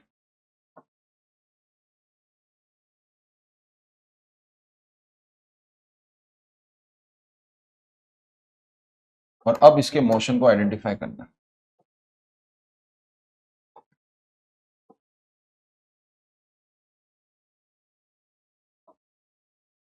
अब देखिए सेंटर मास की वेलोसिटी है 5, ये इधर की तरफ 5 से ज्यादा दिखेगा, 2 किलो वाला। और इसकी बात करें तो ये 5 किलो वाला है, तो ये पीछे की तरफ जाता दिखेगा 2 से, 2 मीटर पर सेकंड से, और ये 5 मीटर पर सेकंड से। आप चेक कर सकते हैं सेंटर मास फ्रेम में मोमेंटम जीरो है सिस्टम का, जो भारी है वो कम स्पीड से जा रहा है। तो अब यानी कि शुरुआत में ही नेचुरल लेंथ पे था, तो ऐसा कुछ मोशन होने वाला है, यानी कि एक्स क्या होगा, नेचुरल लेंथ पर है तो ये जाएगा एक्सट्रीम पोजीशन पर, फिर आएगा वापस मीन पोजीशन पे, और फिर क्या होगा, कंप्रेस होगा। तो क्वेश्चन हमसे देखिए क्या पूछ रहा है, कह रहा है कि बता दो when does the first maximum compression occurs after the start. तो मैक्सिमम कंप्रेशन कब होगी स्टार्ट के बाद। तो यानी कि नेचुरल लेंथ से एक्सट्रीम जाना है, एक्सट्रीम से नेचुरल पे आना है, और फिर नेचुरल से नेक्स्ट एक्सट्रीम पे जाना है। तो काइंड ऑफ मीन से एक्सट्रीम, एक्सट्रीम से मीन, और फिर मीन से एक्सट्रीम, यानी कि 3t/2, ठीक है, क्योंकि आपको पता है 3t/4 सॉरी, क्योंकि आपको पता है कि मीन से एक्सट्रीम और एक्सट्रीम से मीन जो होता है वो t/2 होता है, और फिर उसमें t/4 ऐड कर दो तो 3t/4 हमारे पास आंसर आ जाएगा। लेकिन उसके लिए टाइम पीरियड आपको पता होना चाहिए। तो ये एक बाइनरी सिस्टम है, तो इसका जो टाइम पीरियड होता है 2π√μ/k होता है, ठीक है ना। तो आंसर हमारे पास क्या आ जाएगा, आंसर हमारे पास होना चाहिए 3t/4, और टी की वैल्यू ये रखनी पड़ेगी। तो आइए जरा मैं आंसर निकालता हूं, 3/4 into time period, time period है 2π√μ, म्यू की वैल्यू कितनी निकाली थी हमने, 7, 10 निकाली थी ना, 5 इंटू m1 m2 अपन m-m2, म्यू की वैल्यू आई थी m1 m2 5 इंटू 2 10/7, और एक k था उससे हमें डिवाइड करना था 1120, 1120। तो ये हमारे पास आंसर आ रहा है, ठीक है। तो it is coming out to be 3π/2 under root में 1/7 से मल्टीप्लाई कर दीजिए, 7 2 जा 14, एक आ गया 7 1 जा 7 8, और फिर 784। तो ये आंसर मेरे पास आ रहा है। तो इसका आंसर क्या आएगा हमारे पास, ये देखिए 3π/2, 3π/2 अंडर रूट में 784, ठीक है। तो अंडर रूट में 784, ये इसका आंसर होगा, ठीक है। तो कर लिया हमने क्वेश्चन, आगे आगे बढ़ते हैं, इसी टाइप का एक क्वेश्चन और देखते हैं।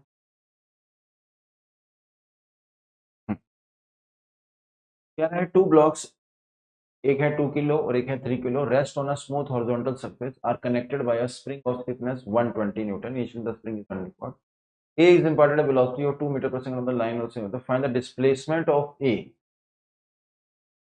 t seconds later.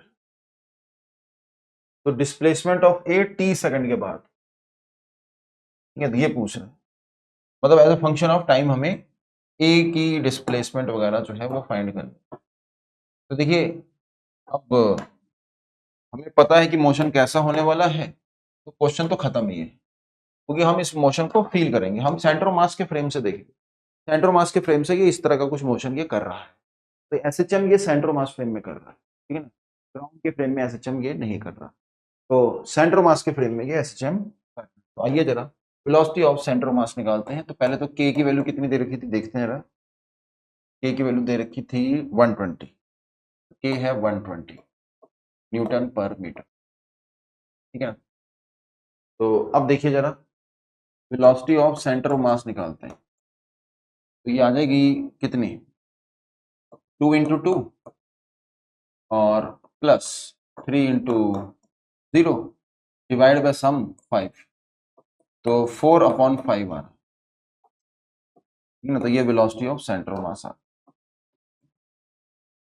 4/5, तो 4/5 velocity of centre of mass आ गई। अब क्या करें सर, अब सेंटर ऑफ मास पर बैठ जाइए। Ladies and gentleman please welcome Golu, Golu, अब गोलू को बुला दिया। तो अब देखिए गोलू जब आएगा,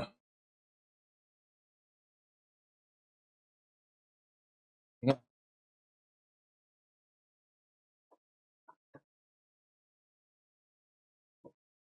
ये रहा गोलू,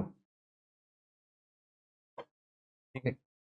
अब वो गोलू जो है वो जहां पर बैठा हुआ है सेंटर पे, तो उसको जो है 4/5 से वो राइट साइड खुद जा रहा है, तो ये जो है 4/5 से पीछे जाता हुआ दिखेगा, ये सेंटर ऑफ मास पर बैठ गया गोलू।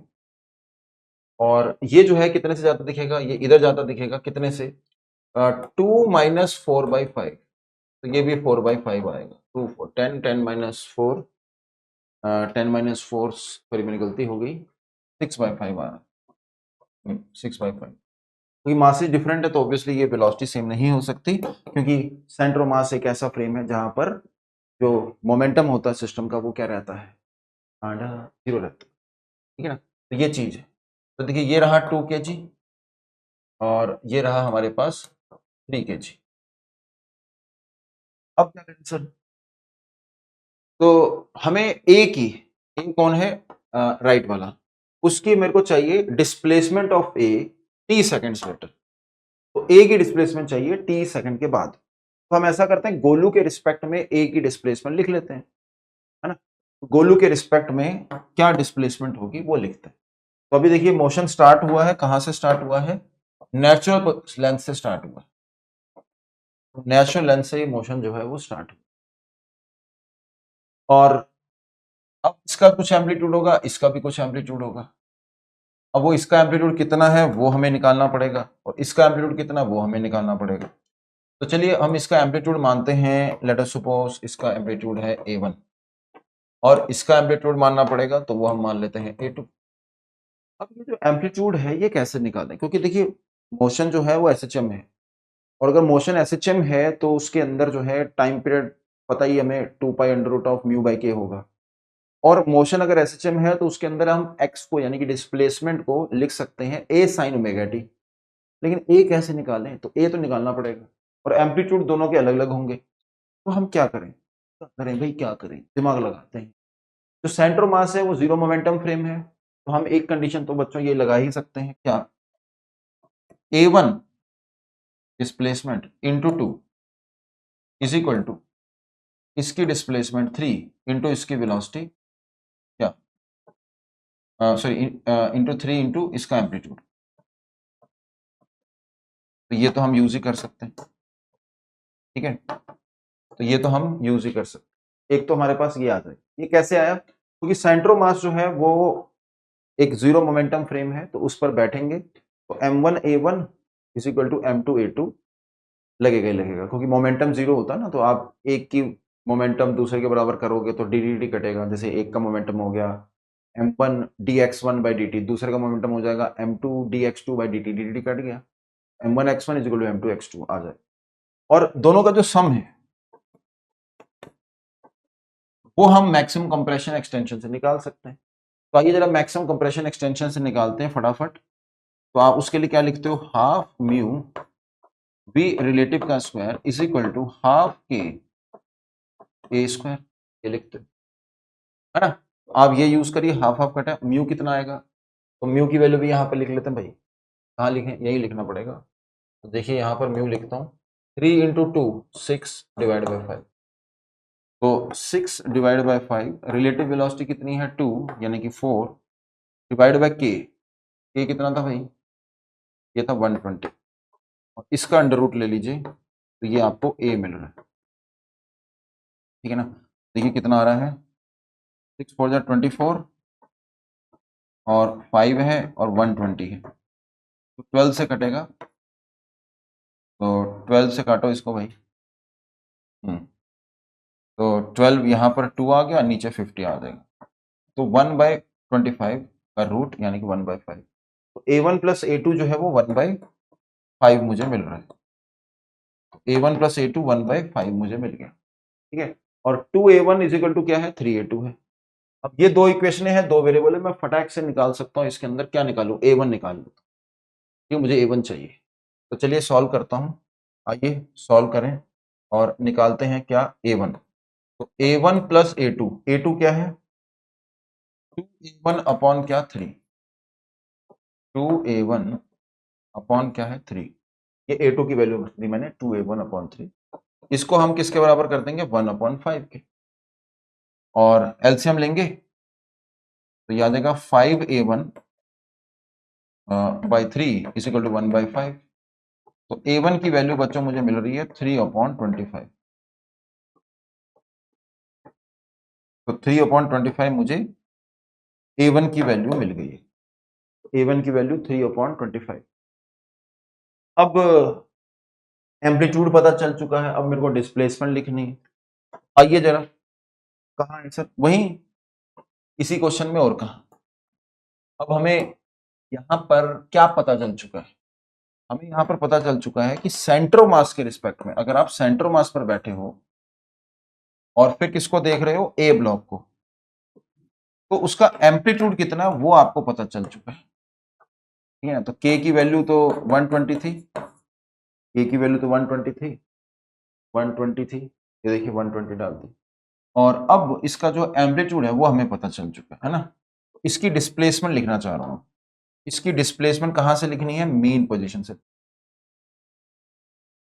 इसकी displacement from mean position x. तो देखिए स्टार्टिंग कहां से हो रही है, मीन पोजीशन से हो रही है, फिर नेचुरल लेंथ जो है वहां से हो रही है। तो ये मीन पोजीशन है हमारे पास, ठीक है ना। तो एक्स की वैल्यू क्या आती है, ए साइन ओमेगा टी, है ना। तो एक्स की वैल्यू क्या आती है, ए साइन ओमेगा टी। तो ए मैं निकाल चुका हूं, ये देखिए मैं निकाल चुका हूं। ए कितना निकाला मैंने, 3/25, 3/25, क्योंकि मैं ए की बात कर रहा हूं। ए मतलब ए का मतलब है ये ए, और ए का मतलब एम्पलीट्यूड भी है, तो मैं इसका ए का ए निकालना चाहूँ, ए का एम्पलीट्यूड। फिर आएगा साइन ओमेगा टी, ओमेगा की वैल्यू क्या होगी, √k/μ, ठीक है ना। तो ये ओमेगा हमें पता है, omega is known to us. तो अब मुझे डिस्प्लेसमेंट चाहिए ए की as a function of time, लेकिन किसके रिस्पेक्ट में ये मेंशन नहीं किया गया है। तो किसके रिस्पेक्ट में वो तो मेंशन किया नहीं गया, तो यहां पर हम क्या मान लेते हैं कि वो जो डिस्प्लेसमेंट दी गई है वो अगर किसी के रिस्पेक्ट में नहीं है तो किसके रिस्पेक्ट में होती है, ग्राउंड के रिस्पेक्ट, ठीक है ना। तो वो हो जाएगी ग्राउंड के रिस्पेक्ट में। तो अब यहां पर जो डिस्प्लेसमेंट है वो ग्राउंड के रिस्पेक्ट में हो गई। तो हम ऐसे लिख लेते हैं कि displacement of A with respect to ground is equal to displacement of A with respect to center of mass plus displacement of center of mass with respect to ground। तो A की सेंटर मास के respect में क्या आ रही है, ये आ रही है जो अभी हमने निकाली 3/25 साइन ओमेगा टी, और इसके अंदर आप क्या कर दीजिए, V0t आप ऐड कर दीजिए, ठीक है ना। तो V0t ऐड कर दीजिए, V0t का मतलब है सेंटर मास की वेलोसिटी जो कि हमने ऑलरेडी निकाली थी, कितनी आ रही थी भैया, 4/5। तो 4/5t इसके अंदर ऐड कर दीजिए, ठीक है। तो 4/5t इसके अंदर ऐड कर दीजिए, और ओमेगा की वैल्यू क्या होगी, √k/μ, और म्यू की वैल्यू क्या होगी, यहाँ पर म्यू भी हमने निकाल रखा था 6/5। तो ये आ जाएगी हमारे पास 6/5। बताओ भाई, तो ये म्यू हो गया, ये हो गया, और ये हमारे पास आंसर आ गया। तो displacement of A with respect to ground का मॉड निकाल लिया। तो this is what we are getting, तो ये हमारे पास आंसर है, ठीक है। तो this is the answer of this question.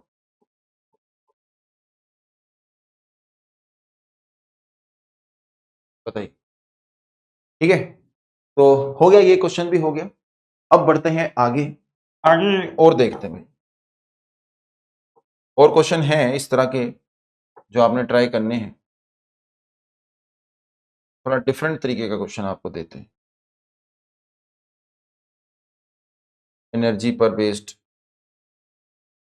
Pendulum का, जैसे ये वाला क्वेश्चन होता है, ये वाला, ठीक है ना। तो ये जो है उसके अंदर है आपके क्रोटोव के अंदर। तो इसकी थोड़ी सी मैं आपको पहले थ्योरी करा देता हूँ, ठीक है। तो इस क्वेश्चन को मैं ऊपर ले लेता हूँ और ये थोड़ी सी थ्योरी डिस्कस कर लेते हैं, और फिर जो है आप इसको अटेम्प्ट दीजिए, ठीक है ना। तो आइए जरा थोड़ी सी थ्योरी डिस्कस करते हैं। जैसे मान लीजिए क्वेश्चन कुछ इस प्रकार का आता है,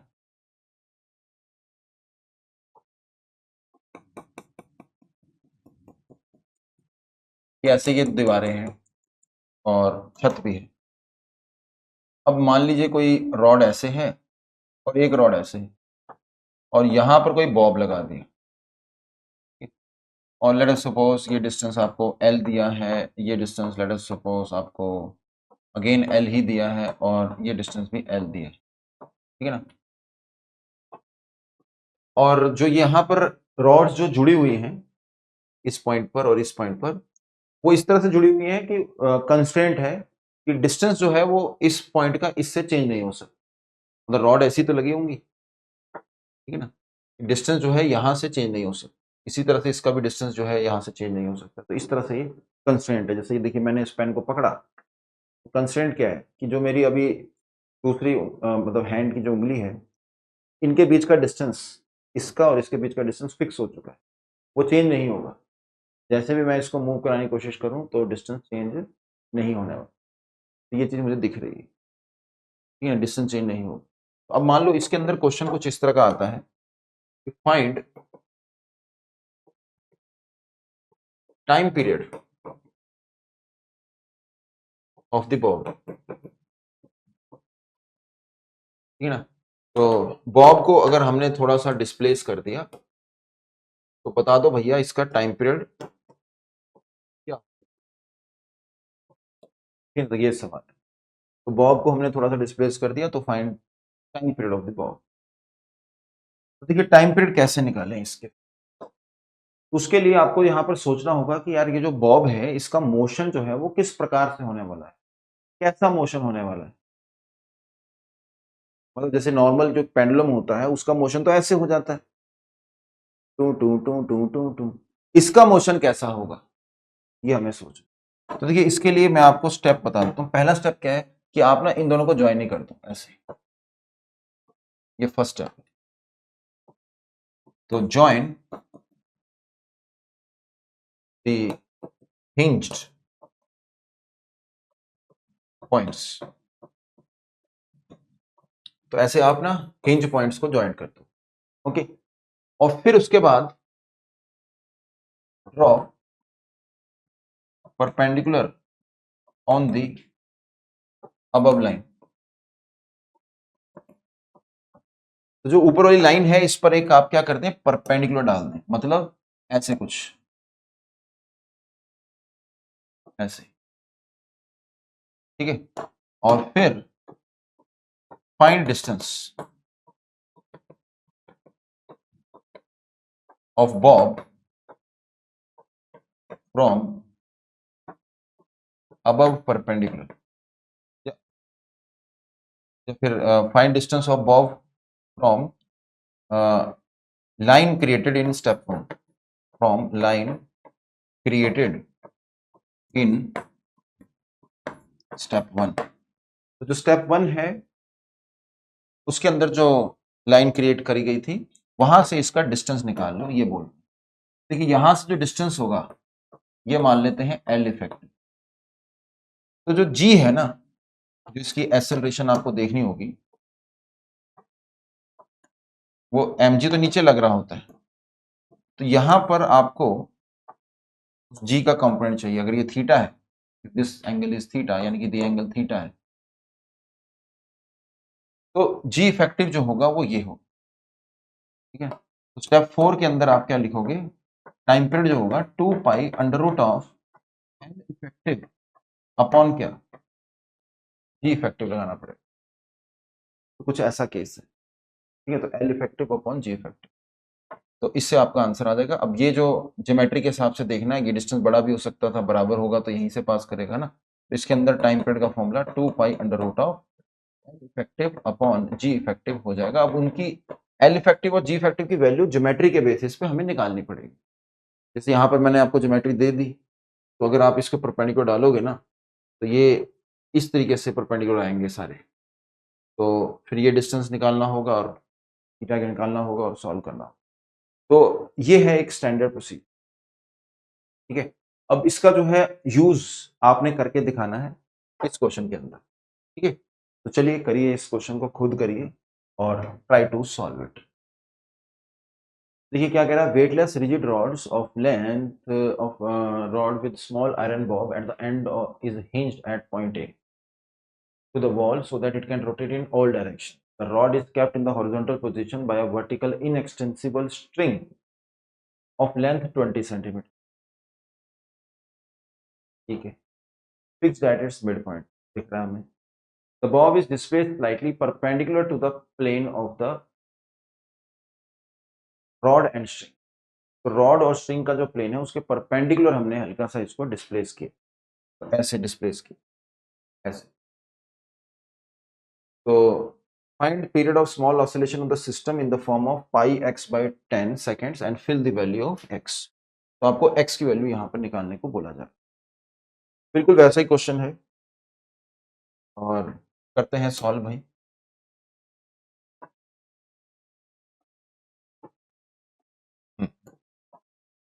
तो जो मैंने आपको बताया वैसा ही क्वेश्चन है ये, बस अब कैलकुलेशन की देर है. तो देखिए पहला स्टेप क्या था, इनको आप ज्वाइन कर दो. ठीक है, और ये देखिए ये एंगल कितना 45 डिग्री है, तो ये 12 है, तो इस पर जो परपेंडिकुलर डालोगे, ठीक है ना, ये परपेंडिकुलर डालोगे तो ये अपने आप क्या आने वाला है 2l sin 45 आने वाला है. तो ये वैल्यू कितनी आएगी, ये दिख रहा है ना आपको, 2l cos 45 sin 45, तो ये वैल्यू आ जाएगी 2l sin 45 यानी कि 1/√2 यानी कि √2l. ठीक है, और ये 90 डिग्री है, ये 45 है, तो ये भी 45 आएगा. तो जी इफेक्टिव जो है वो आपको लेना है, तो ये 45 डिग्री आ रहा है. तो मेरे पास जी इफेक्टिव की जो वैल्यू है वो क्या आ रही है, g/√2 आ रहा है. तो मेरे पास टाइम पीरियड आ गया बच्चों कितना, 2π√l इफेक्टिव. तो एल इफेक्टिव है वो यहाँ पर मेरे पास कितनी आ रही है, √2l अपॉन जी इफेक्टिव कितना आ रहा है, g/√2. √2 हो जाएगा, तो 2π√2l/g ये आंसर आ रहा है. ठीक है ना, तो आंसर इज 2π√2l/g. इसको वो कह रहा है कि πx/10 कर दो सेकेंड्स में, यानी कि SI यूनिट्स के अंदर. सब चीजें जो मैं SI में डालता हूँ, जी को 10 बोल रहा है कि पाई से पाई कटा. ठीक है, और यहाँ 2 है और लेंथ की वैल्यू कितनी है 20 सेंटीमीटर, यानी कि 20/100 कर दो, और जी की वैल्यू कितनी है 10, और यहाँ पर 10 है और ये x.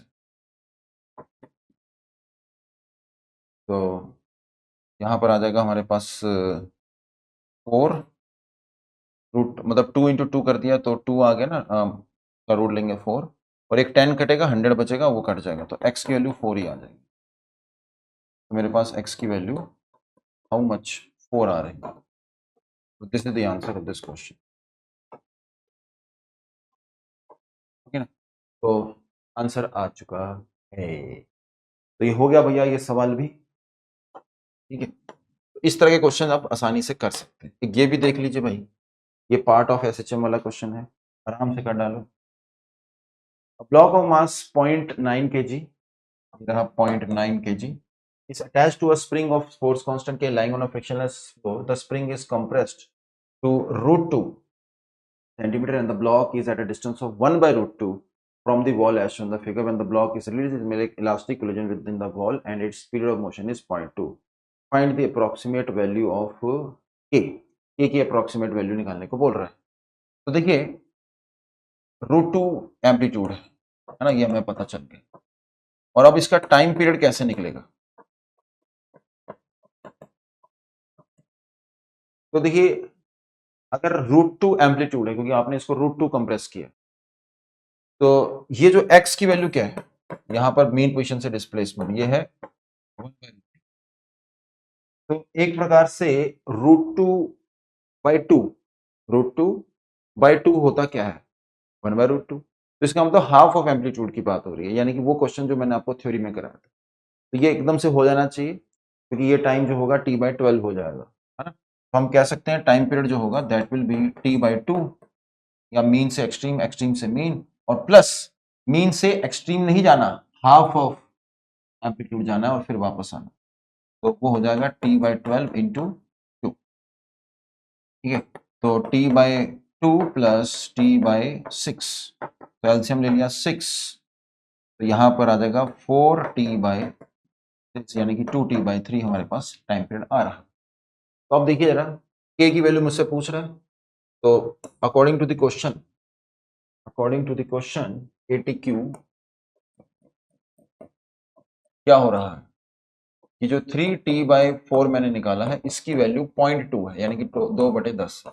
तो 3/4 टाइम पीरियड की वैल्यू है 2π√m, m भी दे रखा है, हाउ मच 0.9 दे रखा है, तो ये 0.9 है by k is equal to how much 2/10।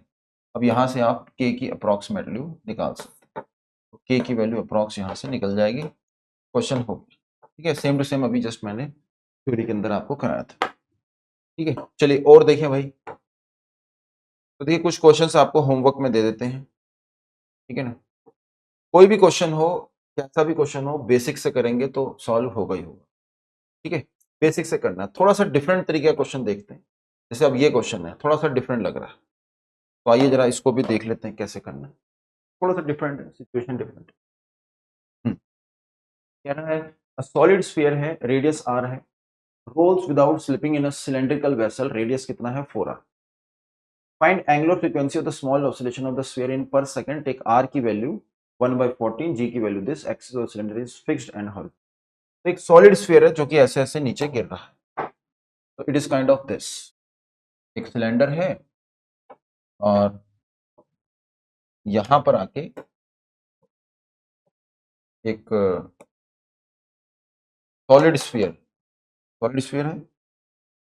ठीक है, सॉलिड स्फीयर रेडियस r और वो 5r है, इसका रेडियस 5r दिया गया है और इसका रेडियस r दिया गया है। तो इसको जब आप छोड़ोगे तो ये रोल करता है और आपको बताना है कि भैया इसका टाइम पीरियड क्या होगा, ये हमसे सवाल पूछा जा रहा है। तो हल्का सा इसे डिस्प्लेस किया, ठीक है ना, तो हल्का सा मान लीजिए इसे डिस्प्लेस किया है, तो यहां पर आप एक ऐसे इंक्लाइन प्लेन मान लो। ठीक है, इंक्लाइन प्लेन मान लिया, ये एंगल देखिए क्या है, मान लो थीटा, और इसको आप सेंटर से ज्वाइन भी कर सकते हो। ठीक है, सेंटर से ज्वाइन करोगे तो ये डिस्टेंस कितना आ जाएगा 4r आ जाएगा, और इसकी जो एक्सेलरेशन होगी वो हम निकाल सकते हैं। अच्छा, सेंटर पे एंगल कितना बन रहा है वो देख लेते हैं। यहां से एक लाइन हॉरिजॉन्टल खींची, ठीक है, ये थीटा तो ये थीटा, ये 90 माइनस थीटा, ये 90, तो सेंटर पर भी थीटा बन रहा है। तो सेंटर के अबाउट एक अल्फा आ रहा है, अल्फा डैश आ रहा है। ठीक है ना, और इसकी कुछ एक्सेलरेशन है ए, तो आप लिख सकते हो ए को 4r अल्फा डैश, है ना, जो सॉलिड सिलेंडर की एक्सेलरेशन होगी, ये डिस्टेंस कितना है 4r, तो A equal to R alpha का फॉर्मूला मैं यूज कर सकता हूँ, A equal to R alpha, तो मैं A equal to R alpha use कर रहा हूँ, लेकिन ए का फॉर्मूला तो मुझे आता है ना, ए मुझे पता है क्या फॉर्मूला होता है, क्या करिए, फॉर्मूला है ना G sine theta upon 1 plus ICM upon MR²। ये तो कर ही रखा है ना, तो हम इसको यूज कर सकते हैं, और थीटा को बहुत छोटा मानना है, तो एक प्रकार से ए की वैल्यू ये रखिए, जी साइन थीटा को रख दीजिए थीटा अपॉन 1 प्लस ICM कितना है 2/5, ICM कितना है 2/5, MR² तो MR² कटेगा, और ये आ गया हमारे पास एक्सेलरेशन, इसको आप 4r से डिवाइड कर दीजिए, तो ये आ गया अल्फा डैश, और ये आ गया थीटा। तो थोड़ा सिंप्लीफाई करते हैं, तो ये आ रहा है 5g थीटा अपॉन, यहां पर आ जाएगा 5 प्लस 7, 7 4 जा 28, तो 5g अपॉन 5 प्लस 2 7, 7 4 जा 28, हाँ 28 ये आ रहा है, ये आ रहा है अल्फा डैश। तो अगर ये अल्फा डैश आ रहा है बच्चों, तो ये जो चीजें आप देख रहे हो ये क्या है, ये चीजें क्या है, दिस इज ओमेगा स्क्वायर, तो ओमेगा स्क्वायर है तो ये आंसर आ ही गया मेरे पास, ठीक है ना। तो मेरे को आंसर निकालना है क्या, फ्रीक्वेंसी निकालने को बोल रहा है, फ्रीक्वेंसी, तो ओमेगा स्क्वायर आ चुका है, तो मैं फ्रीक्वेंसी निकाल देता हूँ। तो मेरे पास ओमेगा की वैल्यू क्या है 2πf, तो f की वैल्यू क्या हो जाएगी 1/2 पाई, 2πf यानी ओमेगा। ओमेगा की वैल्यू क्या थी अंडर रूट में 5g/28r, 5g/28 इंटू आर। अब मैं वैल्यूज डाल देता हूँ, तो फ्रीक्वेंसी ऑफ स्मॉल ऑसिलेशन आ जाएगी 1/2 pi under root of 5 into G की वैल्यू कितने लेने को बोला है 10 लेने को बोला है, 28 और आर की वैल्यू कितनी लेने को बोला है 1/14। मैं 1/14 लूंगा तो ये 2 आएगा, 2 आएगा तो 5, तो 5 का स्क्वायर है तो 5 बाहर, 5/2 पाई आ जाएगा। तो this is the answer of this question 5/2 पाई। तो 5/2 पाई जो है वो हमारे पास आंसर आ रहा है। ठीक है, तो देखा आपने कि थोड़ा सा डिफरेंट तरीके का क्वेश्चन था और हमने जो है वो कर कैसे बेसिक लगा के, थोड़ा सा मेथड जो है ये डिफरेंट है, शॉर्टकट है ये बेसिकली, ये शॉर्टकट है आम जिंदगी, एकदम से हो जाता है। लॉन्ग मेथड और कौन कौन से इसमें कर सकते हैं और क्या क्या स्टूडेंट्स की जो मिस्टेक्स होती हैं वो भी मैं डिस्कस यहाँ पर कर लेता हूँ। देखिए, एक तो यहाँ पर मिस्टेक ये होती है कि वो भी यही करते हैं लेकिन उनका आंसर आता नहीं है, क्योंकि वो ये नहीं देखते कि जो ये अल्फा है और जो यहाँ पर ये थीटा आ रहा है, साइन थीटा को हमने देखिए क्या डाला है थीटा, तो ये जो थीटा है और जो ये अल्फा, ये डबल डेरिवेटिव इस थीटा का होना चाहिए। कई बार स्टूडेंट्स क्या करते हैं कि ये जो स्फीयर रोटेट कर रहा है वो अपने एक्सिस के अबाउट रोटेट कर रहा है, तो वो वाला थीटा और जो अल्फा इसके अबाउट है उसको कंपेयर कर रहे होते हैं, तो वहां से आंसर नहीं आता। एक मेथड इसका लेंदी मेथड और भी है कि इसकी एनर्जी लिखी जाती है, डिफरेंशिएट किया जाता है और उससे आंसर निकाला जाता है, तो वो भी एक मेथड है। बट मैंने आपको जो बताया ये फास्टेस्ट मेथड है, इससे फास्ट नहीं एग्जिस्ट करता। फटाक से आंसर आता है, किसी भी केस में आपके पास तो एक जनरल फॉर्मूला भी बन जाएगा, एकदम से आंसर निकाल सकते। ठीक है भाई, चलिए आगे बढ़ते हैं। तो अब क्वेश्चन देखिए, मैं चाहता हूं कि आप मैक्सिमम से मैक्सिमम क्वेश्चन सॉल्व करें, क्योंकि अल्टीमेटली पेपर के अंदर बच्चों कौन करेगा सॉल्व, आप ही करोगे, ठीक है ना। एक क्वेश्चन चलो देख लेते हैं, जैसे ये पैराग्राफ वाला, ये क्वेश्चन एक देख लेते हैं और फिर उसके बाद जो है मैं आपको पीपीटी के अंदर क्वेश्चंस दूंगा, और मैंने एडवांस के सारे पीवाईक्यू पिछले 5 साल के हर एक टॉपिक के वो बैच के अंदर डाल रखे हैं, तो वो जरूर करें, हर एक टॉपिक का करें, उससे आपका कॉन्फिडेंस लेवल बहुत हाई हो जाएगा और आपको पता चलेगा कि यार क्या पढ़ना होता है क्या नहीं पढ़ना होता, किस प्रकार के क्वेश्चन आते हैं, वो आप एक बार वहां से जरूर देखिए। ओके, चलो ये क्वेश्चन देखते हैं एडवांस में।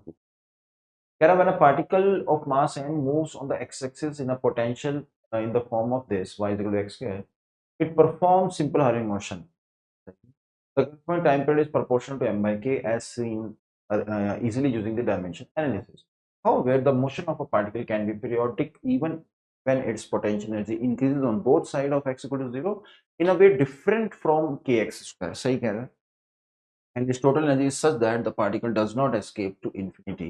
Consider particle of mass m moving on the x-axis. Its potential energy is this, alpha greater than 0. For mod x near the origin and becomes constant equal to v naught for x greater than x naught. मतलब x naught के बाद ये constant सी हो रही है। आइए question पढ़ते हैं। If total energy of the particle is E, it will perform periodic motion only if, देखिए पीरियोडिक मोशन जो है वो कब होगा, जब ये यहाँ पर इस वेल को क्रॉस ना करे, ठीक है ना। ये एक वेल है, क्या है, ये एक कुआं है, क्या है भाई, कुआं। इस कुएं को क्रॉस नहीं करना, क्योंकि अगर कुएं को क्रॉस किया, अगर कुएं को आपने क्रॉस कर लिया तो फिर फोर्स जो है वो कांस्टेंट मतलब जीरो हो जाएगी, क्योंकि पोटेंशियल एनर्जी कांस्टेंट होगी, फोर्स कांस्टेंट नहीं, पोटेंशियल एनर्जी कांस्टेंट, तो फोर्स क्या हो जाएगी जीरो, क्योंकि फोर्स का फॉर्मूला है -du/dx। ठीक है, तो ये चीज हमें दिख रही है। तो कैसे करें सर फिर, तो आइए जरा इस क्वेश्चन को अटेम्प्ट देना है। तो मैं कहूंगा कि यार किसी भी हालत में, किसी भी हालत में आप यहां तक ना पहुंचो, यहां तक अगर पार्टिकल पहुंच गया with some positive kinetic energy तो हम गए। तो अगर मान लो यहां पर पार्टिकल पहुंच गया, तो यहां पर देखो पोटेंशियल एनर्जी क्या है, V नॉट है, काइनेटिक एनर्जी अगर x है, तो बच्चों टोटल एनर्जी क्या हो जाएगी, V नॉट प्लस एक्स। और हम चाहते हैं कि यहां पर x की वैल्यू नेगेटिव है, क्यों चाहते हैं? क्योंकि यहाँ पर वो पहुंचे ना, मतलब ये कहिए कि इसके पास टोटल एनर्जी इतनी हो कि वो वहां तक पहुंच ही ना पाए, मतलब यहाँ पर आप इसको कुछ काइनेटिक एनर्जी दीजिए तो वहां तक वो पहुंच ही ना पाए, ऐसे सोच। तो आप कहोगे टोटल एनर्जी जो है क्वेश्चन में कितनी दे रखी है? E, the total energy of the particle is E, और अभी हमने देखा E क्या रहा था, V not plus x, it will perform periodic motion only if x क्या हो, लेस देन 0। तो यानी कि आप कह सकते हो E minus V less than 0, या फिर आप कहिए कुछ केस V नॉट से छोटा हो, E should be less than V not.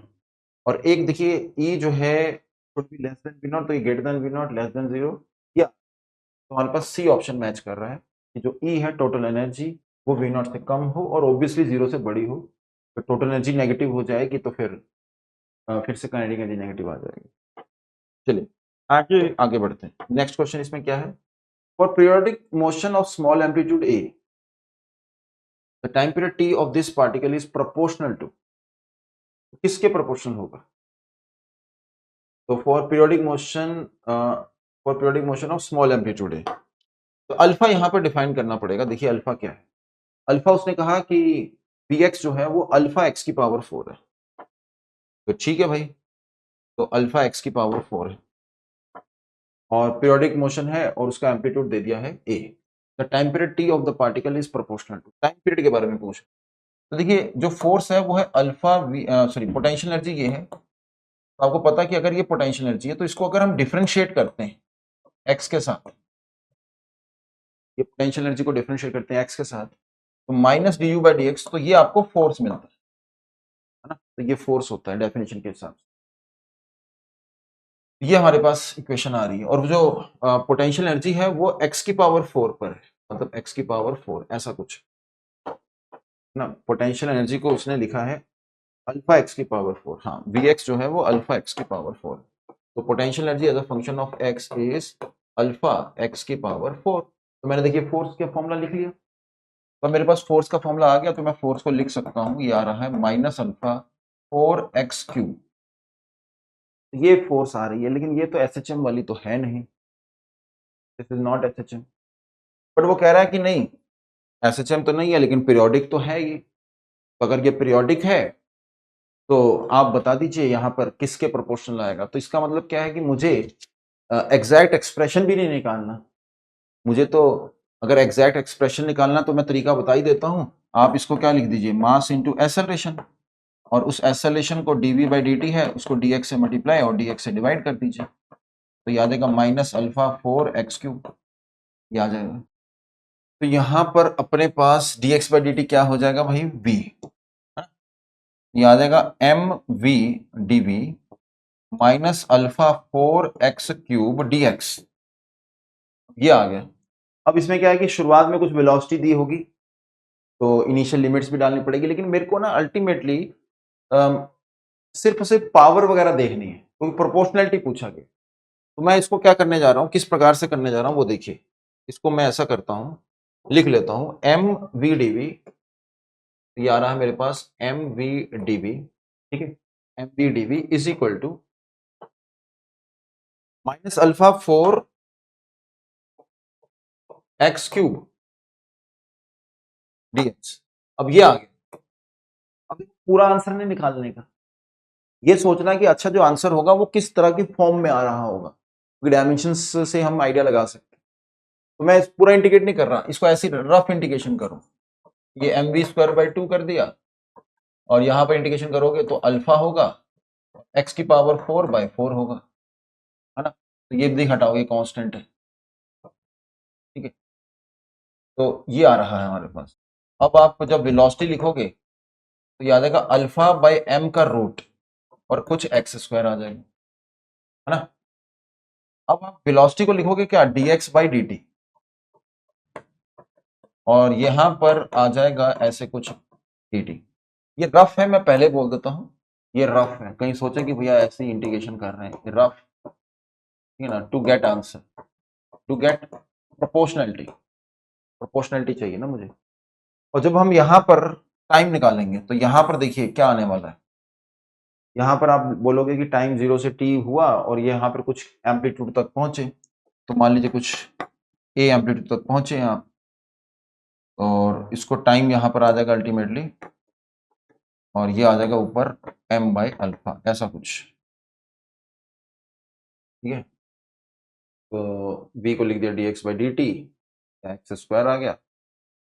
Square करोगे ना तो इसकी इंटीग्रेशन करोगे तो -1/x, यानी कि कुछ a इस टाइप से आने वाला है। तो डायमेंशनली ये आने वाला है, नीचे a होगा। ठीक है, हो गया भाई, तो सही करते हैं, सेट हो जा भाई।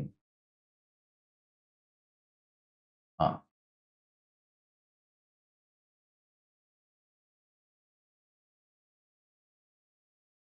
कोई नहीं, हटा देते हैं, क्वेश्चन ही हट गया वो तो फिर उठा देते हैं। लो, थोड़ा बड़ा कर देते हैं, हाँ अब सही है। तो लो भैया, सेट करा देते हैं। कभी कभी छोटी छोटी चीजें कई बार बड़े बड़े लेक्चर में हो जाती हैं। ठीक है, तो 1/a और root m by alpha, 1/a root m by alpha, 1/a root m by alpha, तो सेकंड ऑप्शन हमारे पास मैच होगा। तो मैंने देखिए पूरा नहीं सॉल्व करा, बस डायमेंशन के बेसिस पर मैंने एनालिसिस कर दी। तो ऐसा भी कई बार क्वेश्चन हो सकता है, क्योंकि एसएचएम तो नहीं है ये, तो हमने कर दिया। आगे, the acceleration of this particle for mod x greater than x not is, तो वो तो जीरो ही हो जाएगी, क्योंकि अगर x नॉट से ज्यादा दूर चले गए तो वहां पर आपका जो फोर्स है वो जीरो हो जाएगा, तो एक्सेलेरेशन तो जीरो ही आनी चाहिए, 4 0 हो गया। ठीक है ना। अब बस आगे जो है इसी तरह का क्वेश्चन है, तो ये आप ट्राई कर सकते हो, ये आईआईटी में पूछ रखा है। ठीक है ना। तो मैक्सिमम क्वेश्चन मैं चाहूंगा कि अब आप जो है वो करें। ठीक है, और होमवर्क क्या रहेगा, तो कुछ पीपीटी के क्वेश्चन दे देता हूं, टाइम आपके पास कम है, तो 5 questions only, 5 questions from PPT, और all PYQs of mechanics from assignment given. एक असाइनमेंट दिया है इन द लास्ट लेक्चर, उसके आपको सारे के सारे क्वेश्चन करने हैं, सारे पीवाईक्यूज। तो इससे आपकी जो है प्रॉपर जो है तैयारी होगी। जब आप पीवाईक्यूज पूरे के पूरे कर लेंगे ना पिछले 5 सालों के, और जो क्वेश्चन मैंने कराए कर लेंगे, तो कॉन्फिडेंस बहुत हाई होगा, क्योंकि आपको पता है यार किसी भी क्वेश्चन में यार बेसिक लगानी आंसर आएगा। ठीक है, तो बेस्ट विशेष है बच्चों, अच्छी तरीके से जो है चीजें जो है समझनी है, अप्लाई करनी है, अपने ऊपर पूरा फेथ रखिए, और मेरी तरफ से बेस्ट विशेष आपके साथ है। क्वांटम फिजिक्स सब्जेक्ट के हिसाब से मेरे पार्टिकल सब जगह पहुंचे हैं, तो मैं आपको बेस्ट विशेष देता हूँ। लॉजिकली बेस्ट विशेष का मतलब ये है कि जो चीजें जैसे आपने करी हैं, कुछ चीजें किसी मतलब आपकी कुछ स्ट्रेंथ है, तो क्वेश्चंस जो हैं वो वहां से आए जहां पर आपकी स्ट्रेंथ है, इसमें मैं बेस्ट विशेष चाहता हूँ। ठीक है, तो मैं चाहता हूँ कि भैया आप सभी के लिए अच्छी जो है एडवांस का पेपर जाए। ओके, तो बेस्ट विशेष फॉर दैट। चलिए फिर दैट्स ऑल फॉर टुडे, मिलते हैं फिर नेक्स्ट लेक्चर के अंदर। ओके बच्चों।